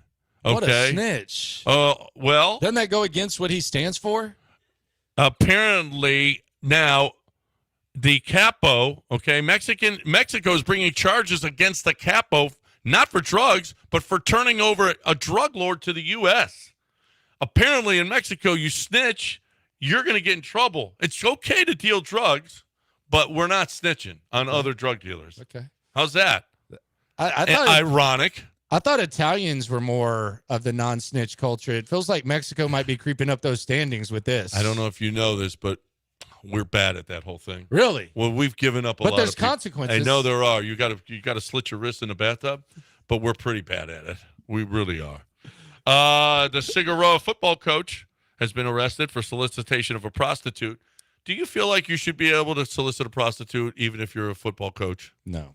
I mean, honestly. Not in general. Well, why are we arresting football coaches when we're letting everybody else solicit prostitutes? You're right. Oh, so you're defending the coach. Yeah. I feel like, hey, just because I'm a football coach and I'm trying to lead young people, I'm going to get arrested? Lead young people is crazy. Maybe you shouldn't be soliciting prostitutes, and that's not a bad example, but I don't feel like you should just be immediately kicked off your football team. Okay? Maybe we should try to let's wait, let the process play out. An apartment complex has billed a woman who died $15,000 for breaking her lease. Come on. It's serious. I believe this. It's happened in San Antonio. What are we doing? You can't take it with you. Apparently, she died, and she's being sued for $15,000. She's being sued for $15,000 for breaking her lease. Do you feel like you should be able to break your lease if you die? Yeah. Yeah, I think so. Yeah. I think you should be good. I think you should too. There should be an exception. If you die, you shouldn't be sued anymore. Yeah. You should be able to break your lease. Yeah. Come on, apartments. Die peaceful. Come on. Like y'all don't get enough. Shouldn't that be in the lease? If you die, you don't have to pay anymore. That should be. Well, that might lead some people to. Well, what if she was left in there for a long time and they didn't? Okay, so her, like 3 months at $5,000 a month. She was in there still. Damn, where you living? Look at this guy. You got bald eagles on your golf course, $5,000 a month. Where are we living? Man, look at this guy. Jeez, where are we going? Well, it's a nice apartment. The high rise. It's a nice apartment. Okay, I can tell. $5K. Okay, she was gone. Well, I didn't want her to be gone for that long. You know how the body's going to smell. It is going to smell for sure. 3 months too. $5K a month. I want to get in. I want to get the Granado tax bracket right there. Look at that. I told you if we get divorced, I'm getting half. Okay, that's it. A Pike couple was arrested for getting married, despite being cousins. A what couple? A Pike, Kentucky fraternity. Elkhorn, Kentucky. Okay. A Pike County couple. Apparently, they were arrested for marrying because they're cousins. Do you feel like cousins I feel should like be that's been going on for a long time. I feel like that's unfair. I feel like they should have just gone on to Louisiana or Mississippi. Or Alabama. Come on, just go to one of those. Okay, you can marry your sister here. Mm-hmm. Okay? Why are we getting arrested in Kentucky? You're in the SEC. You should be able to do this. This is what SEC people do. Right? He said that, not me. I'm trying to play nice with the SEC right now. No, the SEC, this is what happens down here. We marry our people. Okay? That's what we do. California school district superintendent has lost his job. Apparently he put the desk of a coworker on the roof. It's just a prank. That's like Hangover. Apparently, it's bullying in California. Come on, Callie. Come on, Callie. We're too sensitive. Here it is. Look, and they even put a tent over it. These are your people, man. They put a tent over it to keep them shaded. Yeah, that's legit. Come on. And how old is that desk? That desk probably need to be thrown out. Yeah, instead he put it on the roof. Whack. Oh, my God. Bullying. Stop already. We use that word too loosely these days. I know. Come on, Toro. We're just having a little bit of fun, okay? A U.S. man is seeking $2 million from Lenovo after being fired for peeing in a hotel lobby. I've done that. I've done that. I'll be honest. I've peed on a hotel TV. I'll be honest. I've done that. Long time ago. Chili Fest, actually. Chili Fest. I think Willie we're Nelson. learning a lot today. Cross Canadian ragweed. Willie Nelson Chili Fest. I think it was probably like 06 maybe. Yeah, I peed on the TV. I peed under a table at a Florida Gator bar. Yeah, it happens. It happened. Yeah, you pee in a hotel lobby. The line was too long. Yeah, pee in a hotel lobby. That's like I don't know. That's in like the tree. Parking. I mean, honestly, yeah. The tree needed some watering. You're Sometimes fine. You got to figure it out. Fine. Yeah, we're good. All right. So did you like it? You never had News of the Weird. That's good. No, I never had it. Yeah, never had it. I enjoyed it. Landry Locker, everybody, right here on ESPN 97.5 and 92.5 and 97.9. By the way, HD2. It's the best signal that we have. So there you have it, right there, 97.9. All right, we're done. Greenie's next. Greenie's next, right here on ESPN 97.5 and 92.5. Hope you enjoyed it, Landry. Thanks for coming in. Thank you very much. All right, there's Landry Locker, and you'll be back tomorrow, won't you? Yes, and hopefully Lance will be back tomorrow. Yep. So, Abigail, we appreciate you. Did a great job. We'll talk to you tomorrow, everybody.